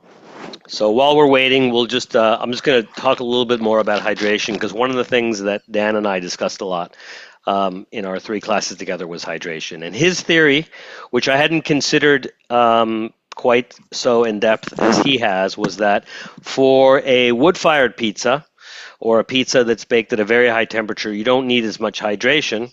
In fact, too much hydration can be a problem because there's not enough time for the water to bake out. And so you could use the same recipe in 3 different ovens, which is basically what we did with the 3 sourdough classes with Dan. And he was probably up around 80-85% in his home oven, which barely, like mine, got up to 525 degrees and did a nice long bake with that. And then we did an electric oven bake at around 625, and I think he ended up around 70-75% hydration. And then when he did his his uni wood fired, he lowered the hydration because the bake was only maybe 2.5 or 3 minutes. So there's a lot of rules of thumb for hydration. You can get away with breaking the rules, but I think for the shorter, more lower temperature bakes. Sorry, for the longer, more lower temperature bakes, you can go higher on hydration, right? And for the quick high temperature bakes, usually lower hydration works well, right? That said, a lot of our New York brethren are between 57, 58% and maybe 62, 63, and they're baking at 500 degrees and doing a really nice job getting a crispy, crunchy crust. So Heck yeah. It's been around 10 minutes. Let me go have a look, and I'm going to bring this bad boy out for a look, all right? I like it. I'm excited to see it. You guys hear Noel making excuses for the color? Ooh, he's going to be coy with the crumb too. So I'm going to try to bring that up. I know me and Ez were talking why he won't. That is a blonde pizza. Where's the malt? That's all I got to say. I'm kidding. Looks pretty good. There's a little bit of browning on there, but boy, yeah. Yeah, it smells great. Yep. So I can definitely smell the acidity. Hmm. I'd like a little more browning, and so what I would say is that if I was going to eat this pizza now, I'd probably leave it in for another 2-3 minutes, and I'd get the level of browning that I want. You could also put a little bit more oil on the edge when you do the refire. Yeah, I didn't put any oil on the edge at all, so I can certainly do that. Noel, can you do that again? Scoot it a little closer so we can see the undercarriage. It's hot. Can you see? Can you see? Can you see? I can't really. Sorry, it needs to be a little closer or something. Or Justin, you might not be able to see it. How about this? That works. Look at us. No, the bottom there worked well.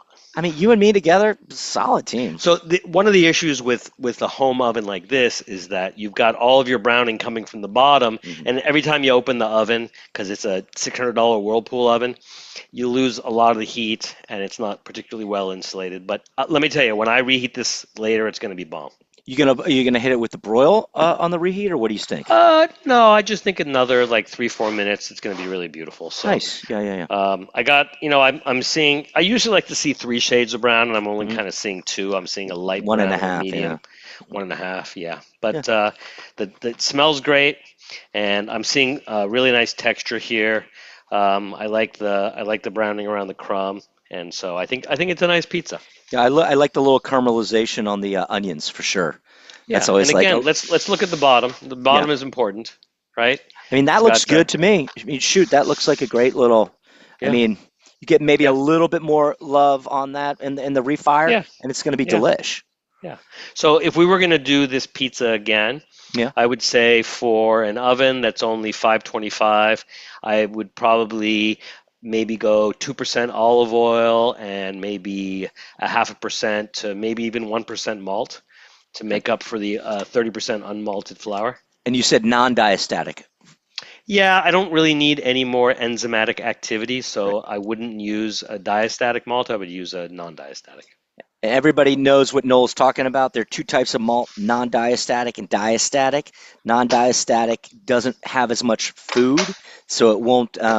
It does more of the browning and the color, but it doesn't have as much food to feed the bacteria, I guess, or feed the microbes. So there you go. Good. There you go. All right, Justin, let's make another pizza. What do you say? Okay, I think that sounds pretty fun. I want to bring the boys back on too. All right, good. Why don't we make this pizza and then we'll bring the boys on and we can have a general discussion with everybody. Well, how about this? I don't really need to talk while I'm making pizza, so why don't we do both at the same time? All right? Well, tell me what pizza you're going to make, buddy. So one of the things that I'm going to do is, do you like pesto? Mm-hmm. So last week I bought a bunch of green basil and a bunch of purple pesto. So I made green basil and purple basil. So I made 2 kinds of pesto with it. You dirty mother stinker! Yeah. So this is a purple pesto with pistachios, and this is a green pesto with walnuts. Wow. So my wife went pretty crazy for the purple pesto. Yeah, I so bet you that's delicious. I'm gonna do I got out the mandolin, and I've got some very, very thin Yellow. zucchini squash. I've got yellow and green. So I'm going to do a zucchini pizza with some red tomatoes. Keep it pretty simple. Maybe a few onions for fun. And so what I'll do is when I reheat those pizzas, it's going to be zucchini, it's going to be tomatoes, and then when it comes out of the oven, you hit it with a drizzle. And I might even do a little green and a little red. I mean, and a little green and a little purple. I like it. I like it a lot. Yeah, it's a really nice pizza. I really, really like that. I love pesto. Yeah, I just don't like a lot of people. Sometimes people use pesto in a way that offends my sensibilities, but I don't want to be that guy. Okay. If you were that guy, what would be offensive when people use pesto? Well, the thing about you're allowed to have your opinion, but you know, just as long as you don't tell everybody that they have to do it that way. So, like the thing about pesto is that it's uncooked, right? So you've got fresh basil, you've got pine nuts. For instance, that would be pesto genovese. You've got garlic, you've got olive oil, maybe a pinch of salt. All right, and you've got the perfect ratio. Lemon. Little lemon. No. You don't need it. You don't need it. Some people use it, but when you make pasta, basically, you don't really need to cook the pesto. My favorite way to do it is to get the pasta out of the pan, right, and then put the room temperature pesto on top, toss it, and serve it, and it's really fresh. My favorite thing to do is to make the pesto, give it about 2 hours, and then it takes about 2 hours for the garlic and everything to become friends so that it tastes like a sauce as opposed to basil and garlic and olive oil and pecorino or Parmesan, whatever you're using. I like pecorino. So when you cook the pesto, sometimes you lose some of that freshness, some of that nuance. Not my favorite thing. But you know what? Some people love it. Absolutely. So what I'm hearing you say, if I can be the Noel translator, thank you. You don't like it cooked. You like it after. You like it as a finisher and not on the pizza while it's cooking.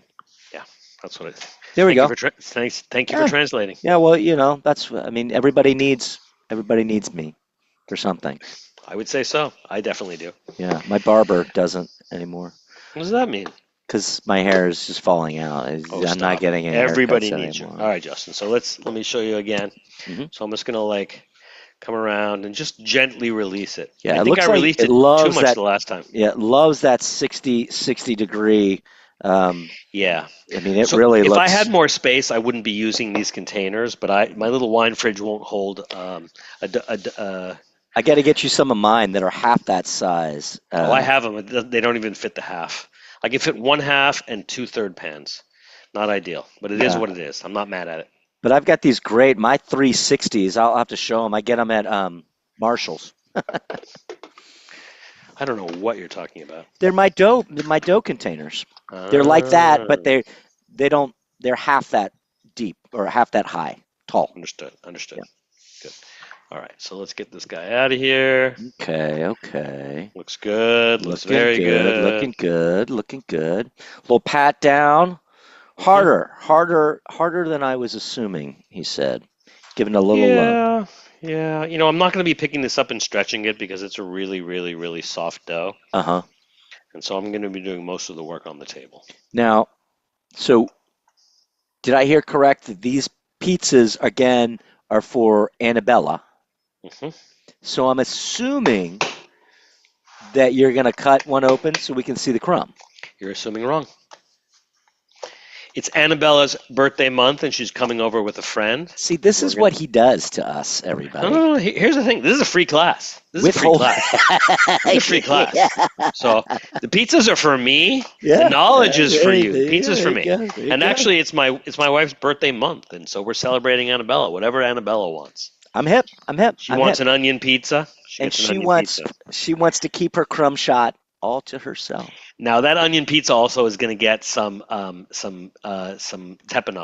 I'm gonna make some after that. Little olive on top. Some green olives, some black olives, some garlic, some mountain oregano. Maybe I'll sneak in some fermented chilies. Maybe not. And maybe a little lemon, like you were saying before, Justin. Oh, a little squirt on there. Yeah, that'd be fun. I like that acid hit too. Yeah, that's fun to do. So some people do that with pesto, some people don't. Yeah, Ezra's coming back. Major disappointment on the no crumb zone, bro. Yeah, I understand. I understand. I can take Ezzy, it. my dog, big love to the Doughboys. All right. So this dough is feeling very nice. Let's bring it back over here. Yeah, look at that. 16-inch peel, everybody. You like that little edge these days, huh? Not as dimply as you used to be. You like a little, you're always giving that a little crown, huh? Yeah. Yeah, I like to I do like that. I like it. All right. So why don't we bring the boys back on? Okay, I just got to say, everybody sees all those little fermentation bubbles in that dough. It looks divine. It is divine. I And agree. that's the Poolish with the microbes, guys. Mhm, And Noel, mhm. just real quick, you're using the AP microbes on that? Yeah. Okay, cool. Great. Jimmy and Cam, if you're there. Oh, no fold from James. This is great. Cameron, I'm going to let you read your own text. I think this is, if we can, maybe Cameron can. Noel's got premium content he's holding out somewhere. Yeah, You got to pay for the premium content. It's a different tier, huh? No Yeah. fold from Jimmy. No crumb. It's all on the premium content channel. I don't know. Got to Slow. subscribe to his Substack or Yeah, something. Mikey, his Patreon. I don't have yeah. a Substack. I'm his not smart enough his for one. OnlyFans pizza page. Jeez Louise. What's the problem? It's my wife's birthday month. All right. Yeah. That's how we roll here. That's how we roll. Thought I was your pizza wife. When my birthday month? My goodness. Justin, you are, but you don't eat vegetables or fruit. This is true. Like So I don't. a zucchini pizza for you. I mean, if these were pepperonis, you'd be over here in a second, right? I would. That would be a good pepperoni pie. I think you could do like a little ratatouille pie. A ratatouille pie. Ratatouille. I've seen the movies. Are you drinking, or are I've you seen just the movie slurring trailer. for no Now reason? I'm slurring for no reason. You only just saw the trailer. You didn't see the movie. I haven't seen that movie, but I hear it's a really good one. What I think we should do is we could do one yellow squash, one pepperoni, one green squash, one pepperoni. Justin, I'm not going to say you're wrong, but this is already a very time-consuming pizza. Can you see? I know. Look at you. Can you Gosh, see? look. I wish there was a faster way to do this. You need your big tweezers. Yes, chef. I feel like I'm watching The Bear. Yeah. I used to make this pizza at one of the pizzerias that I consulted for, and there was a guy who was so fast. He was so fast, but sometimes he didn't get full coverage. So I'm taking my time. Yeah. And there will be a payoff. So there's going to be one of the things that I like about this is that these are going to go on raw, and they're probably 1/8 of an inch or even less. And so they're going to cook, but they're going to crisp up a little bit. And then I'm going to hit it with a drizzle of olive oil, a little bit of tomatoes, maybe the smallest amount of cheese. I'm going to use some of that Ferndale Farmstead Parmesan. Yeah, I want to check them out. Do we have a URL for them? I gave you, I think, a website. Did you? Yeah. Check your email. See if I can. Otherwise, we can Google Ferndale Farmstead. Let me see. Checking. Good. Ferndale? Ferndale. It's a California fromagerie, if you will. Oh, I will. There it is. I'm going to put it in the chat for everybody. Yeah, they've got some really nice cheeses. Our new Franz. So they've got a Fior di Latte that I'm using. They've got a Provolone that I'm using. They've got a mozzarella that I'm using. They've got a smoked Provolone that I'm using. They've got a lot of beautiful cheeses. If you have any extra cheese that you're not using, we have a lot of pizza that we have to make here in the next coming weeks. So I'm holding back. Justin, you on the other hand, you are turning into quite the pizza maker around town. I hear you're locking in some big investment money. But is that just a rumor? I mean, it's very possible. I mean, when that frequency bites you, yeah. Once you get on that vibe, yeah, that pizza frequency, yeah, and you get down with the foundation dough. I think I know what you're talking about, but I might not. You do. It's all about that foundation dough. All right, Justin. So here's the question for you. What do I do with all this tomato water? It's so beautiful. I know you like to put it on your pizza. You like to dump it all over there, but doesn't that really make for a super? I feel like last time you took it out and you had like a big soup spot right there by the crust. I mean, like I thought most of the reason we drain the sauce and that we drain the cheese and we paper towel the cheese is because we don't want a bunch of wet on the top of the pie. That is true, but this is a very dry pie. There's no tomato sauce. There's just tomatoes. Well, you just put all your tomato jus on there. Well, I wouldn't say when you say all. I hear what you're saying, but it wasn't really that much. Yeah. All right. So when I I know you're big into all this raw stuff. What's going on there now? Just a few onions. Oh, okay, dirty. Yeah, and remember, this is gonna get some pesto later. It's gonna be beautiful. Ezra's asking a good question. Real talk with this dough. Always. Let's hear, Ezra. With the bake, will it have a solid structure through to the tip, aka no LDP? Yeah, no, this is gonna be a solid pie. Yeah. Your boy DP would be pleased, huh? I don't know what you're talking about. As usual. Old Dr. Port. Justin, now it's not only me. Now nobody knows what you're talking about. Dr. Port? Anybody? I'm talking about Dave Portnoy. All right. Don't make enemies with Dave Portnoy. I'm not. No, the Portnoy effect is real. It is I just real. went maybe a little less misogyny in my pie. Fair enough. All right. Mike, it's because I'm a Looney Tune. I'm a cartoon character. That's why I have the Looney Tunes thing.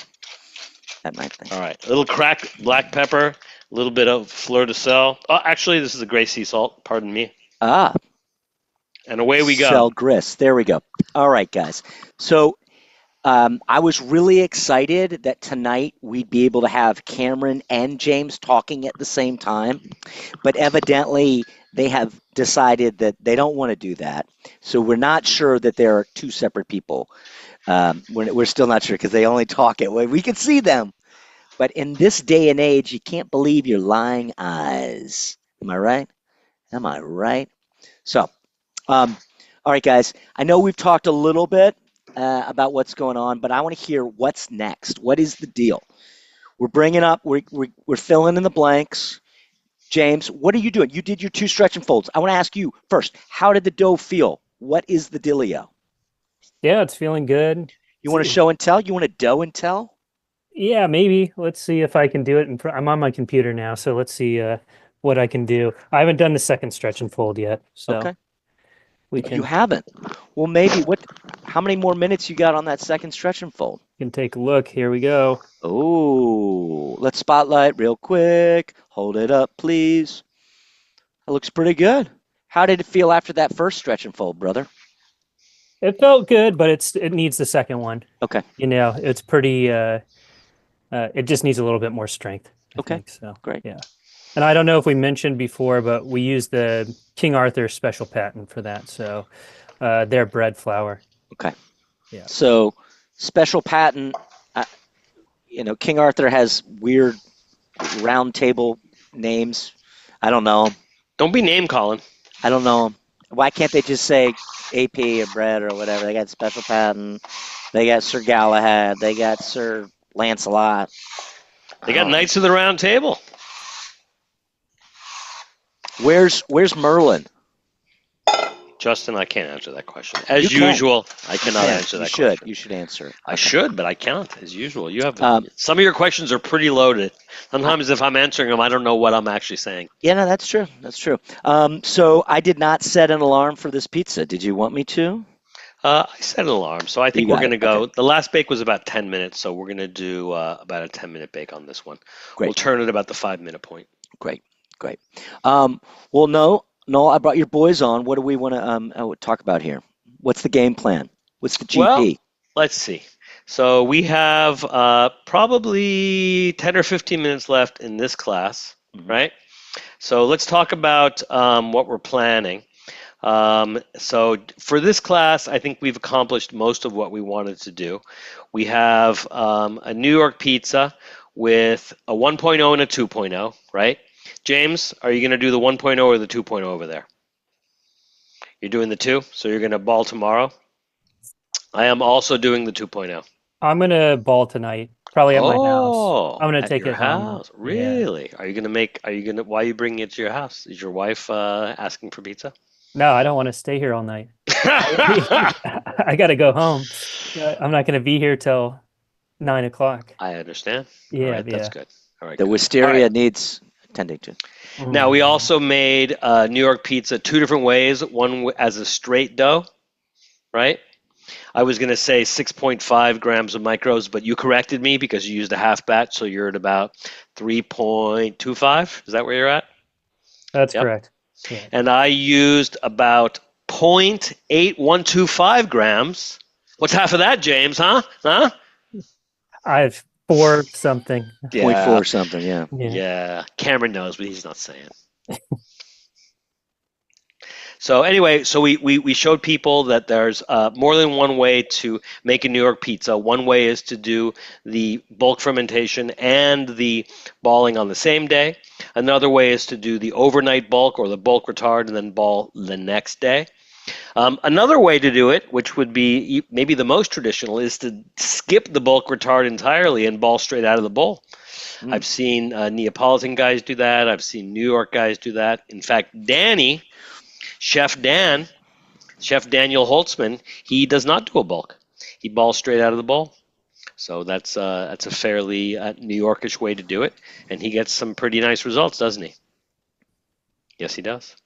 So Justin, when we used to do our beginner class, we always gave people plan A, a plan B, and a plan C, and then Justin would correct me and say plan 1, plan 2, plan 3. We argued about that for years. I'd say number A.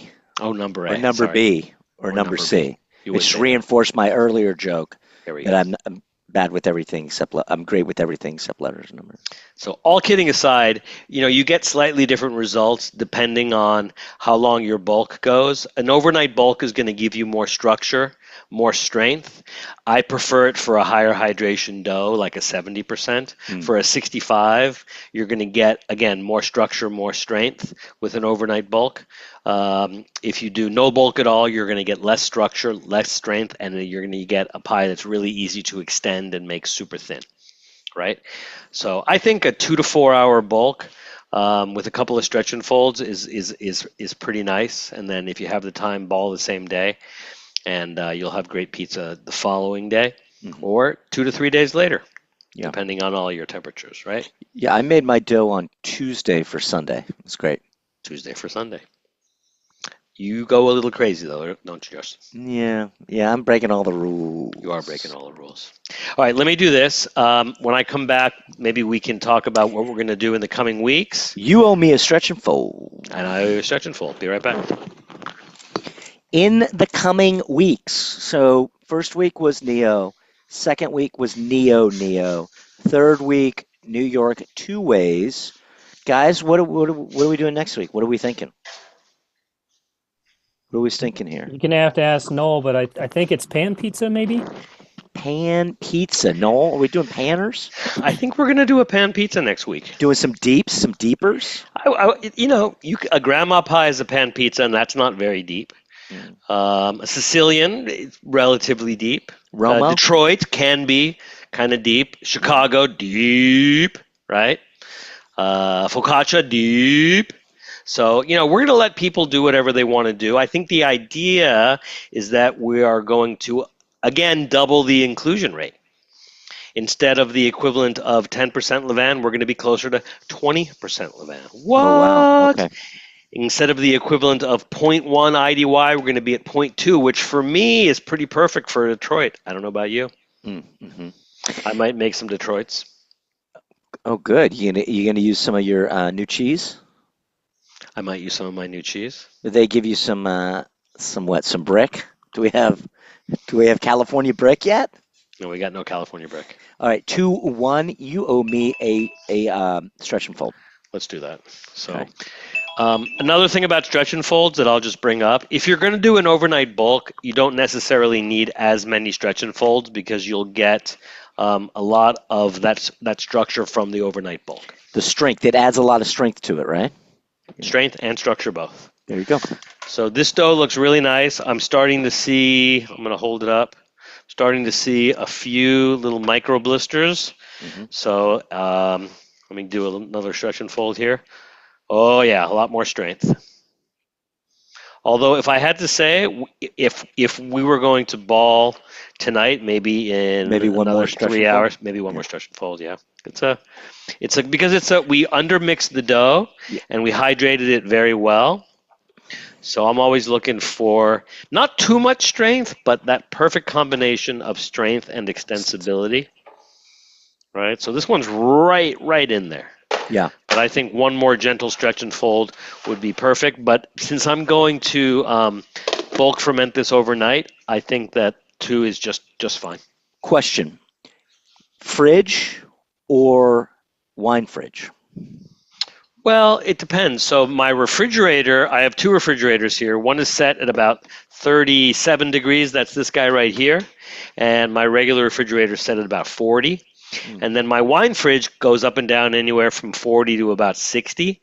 So for a New York pizza, I think 40 works pretty well. Right. And then I really like what I did today. And so you get it out in the morning and you start inching up from 40 to 45, 45 to 50. And then I like to hold this dough at about 60 degrees. Nice. We did a similar version of this dough for the Pizza Expo. And instead of about 10% Levain was the equivalent of about 15% Levain. And I really liked that combo. It split the difference. So Dan Richer from Ratza, he's at about 15%. The guys and gals from, what's the place that started in Brooklyn, in Bushwick? Roberta's? Roberta's, yeah. They're usually at about 20% Levain. Let's see, who else do we like? Scotty, he's usually at about 7.5% Levain. Joey at Folks, a little lower, but he does an overnight room temperature rise in his dining room. So there's a whole range. It really depends on the what you're looking for. Right. So for a room temperature rise, closer to 5% is good. If you're going to use a little refrigeration, you can go a little higher. But also like the level of acidity. I don't like going higher than about 15%. I don't really want a highly acidic pizza. And in fact, when we did do the equivalent of a 40% Levain at the Pizza Expo, we split the difference. We use about the equivalent of 15% Levain for the all-purpose, and then about 25% with the wild yeast. And I thought that was a wonderful combo. So not next week where we're going to do a 20% Levain equivalent. We might do, I think we're going to do a 50-50 split on that, but the following week when we do a 40% Levain, we're going to do, again, a 50-50 split. Nice. So it'll be interesting. We're going to start using both microbes in unison. It's going to be beautiful. So next week, a little deeper, and then what do we think about the following week, bud? Well, I think we're going to do something more in the Roman vein. So some people might call it pizza romana. Some people might call it pizza al metro. Some people might call it pizza al taglio. Some people might just call it high hydration bread. Do a lot of different things. Dough, right? Doing the little dance. Dough. Yeah. Let me check my my pizza real quick. All right. Okay. All right. Well, it seems like we've got a path laid out ahead of us that will be delicious, as far as I can tell. As far as I can tell. When are you guys going to fire up that Pizza Master you were showing off? I'm going to give it one more minute. So okay. One thing also about my oven is that usually the second pie comes out way better than the first, because one of the things that if I wasn't hanging out with you fine folks on Zoom, I would do is I would introduce some moisture into the oven, because you get a lot more browning when you have some moisture in the oven. So there was some residual hydration or moisture left over from the first bake, and so I'm getting a lot more browning in less time on the second bake. Right. I also think that the raw zucchini and the tomatoes are kicking off a lot of moisture as well. So it's that combo. So let me get that second one out, and I'll be right back, and we can chat about it. All right. If anybody remembers last week, the Neapolitan, the other oven, because it had such a smaller cavity, I think it was giving us the opposite effect, because there was so much moisture in there. We weren't getting as much browning and stuff on top. So let's look at that. Let's look at this. Oh, yeah. All right. I got you spotlighted, Noel. Looks good, right? Yeah. Looks good. My goodness. My goodness, he says. So this one, I'm going to finish up with some Ferndale Farmstead mozzarella. That's mozzarella? Sorry, Parmesan. Oh, there you go. It's a really nice one. I like this one a lot. Soft. It's not aged for like 2 years or anything crazy like that. It's kind of a soft parm. Really, really like it. That's fun. Yeah. A little bit pungent, a little bit sharp. Mm-hmm. Ferndale Farmstead. Let's put it in the chat, and I'll put it on the show notes. In the show notes. Already in there, brother. Delicioso. Good. Looks good. Boom, boom, boom. Looks nice, right? Good. Looks great. And you got to remember, we're going to finish that with some pesto. So that's going to be a purple and or a green pesto. What, are you just eating cheese now? So good. I want some cheese. Mm-hmm. All right. So, guys, how do we feel about today's Zoom? I thought it went pretty well. I don't know what you can see here. I think I see a little better browning. Not crazy. Here, Justin, let me bring it over here so you can see. Okay. I don't want everything to fall off. It already did. Well. I thought it turned out really nice. So this is going to go back in the oven for another 3 to 4 minutes. It's going to be super crispy. Mm-hmm. I wish you could smell it. I love there's a nice little acidity that I really like about this one. It's just real quick on the Zooks. You didn't put nothing on them, right? No, they're It's 100% raw. Straight raw. Yeah. I drizzled with olive oil, gray sea salt, and black pepper. And then I took a little bit of the tomato water, which is a combination of olive oil, salt, pepper, and a little bit of, actually there was no herbs in there, a little bit of garlic. Oh, cool. Okay. So it looks really nice. Yeah, it does. It does look really nice. Excuse me. So again, if you want a little more browning, a little bit of malt goes a long way. A little bit of olive oil goes a long way. But again, the first time I make a recipe, I think less is more. And so I just want to taste the wheat. I want to taste the levain, or in this case, the wild Poolish. What are we calling it? The sourdough Poolish. And then in the future, if you want to pimp it, a little bit of olive oil, a little bit of malt, a little bit of sugar, Justin, or some nice honey. Mm-hmm. Right? Hit that sucanat, son. Hit that sucanat. I've got 2 clients right now in Hawaii, and there's a lot of beekeepers there, and a lot of apparently there's a lot of honey. So we're going to be putting some honey in the dough. Wow. Cheaper than sugar. Nice. Yep. Nice. Delicate, Alrighty. I'm sure. Yeah. Absolutely. So we surpassed that 2-hour mark, but I think we got a lot out of this class. So I think more than about making pizza, we really wanted to show people 2 different options for using the microbes. So I think we accomplished that. And we also showed people how to mix in a spiral mixer and how to mix in a home KitchenAid. So I thought that was successful as well. And so there's a lot of options out there. And I think in the future, we'll be updating the Leaven Foods website. We'll be adding lots of recipes. Is there a rumor that there's a bagel recipe coming, or is that already on the site? Oh, it's coming. It's coming. Yeah, James is making bagels this weekend. Yeah. James, I thought you were making pizza this weekend. No, I was making bagels, and how did they come out? They're pretty nice. Just a little bit of kind of tuning in the home oven to make sure they're right, but did them on the bagel board first, and then Really? flipped them onto the steel, and I had toppings on both sides. Yeah. Steel was a little too hot for the bottom yeah. topping, so I need to do sheet pan probably or something else. Understood. Yeah. Very nice. I can't wait to try your bagels. Can I ask a few questions about that? Sure. Fire away. Where are we at? What kind of flour are you using? Bread. Bread flour. Yeah. And where are we at hydration-wise? 50. Ooh, that's a real bagel, my friend. 50 even. So that is a real bagel. A little bit of, not to give everything away about the recipe, but there's some untraditional things about it. A little bit of neutral oil, a little bit of sugar in it. Love it. Boiled in malt syrup, and then onto the bagel boards, and then sheet pan. Hopefully not the steel. Learned my lesson on that one. All right. You burn, you learn, right? Yep. Are you doing an everything bagel? How are you? What kind of bagel? What style? Anything? Everything. Poppy seeds, sesame, Everything. everything. Yep. Beautiful. Love it. I can't wait. Yeah. I can't believe and you don't bust your mixer at 50%. No, you just got to be careful, and I finish it with a hand Very good. kneading a little Very bit. good. Yeah. A true Renaissance man. I've said it before, and I'll say it again. I hear you make spirits too.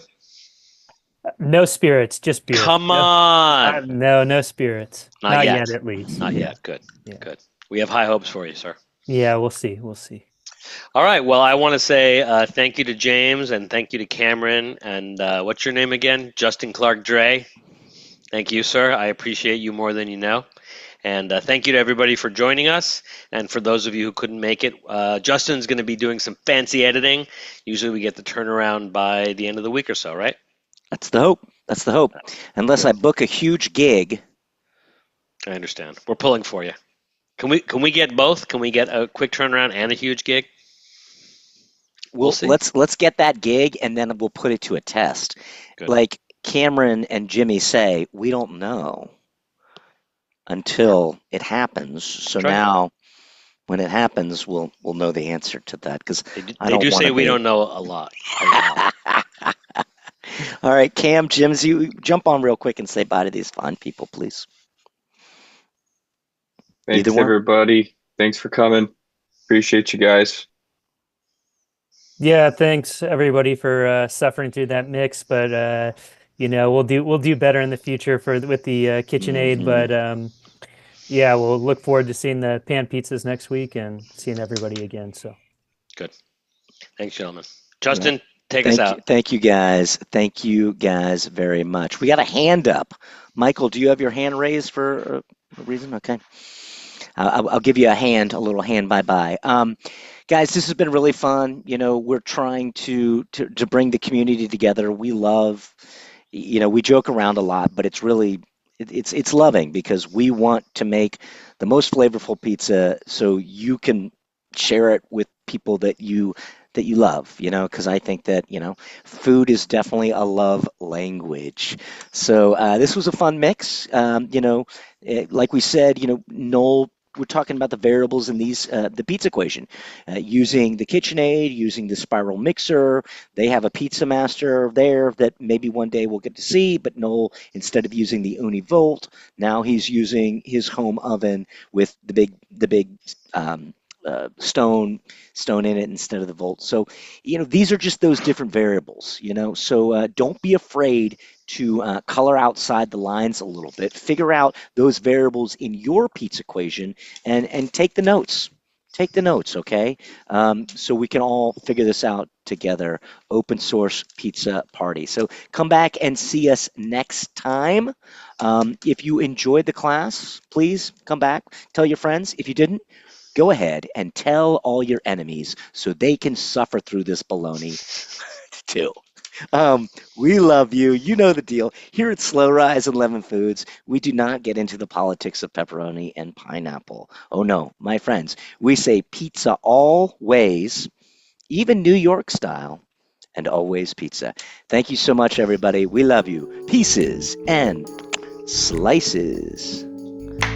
Where's my fireworks? I don't know. Sometimes it happens. Where's the fireworks? I don't know. Anyway. Good job, everybody. Thank you.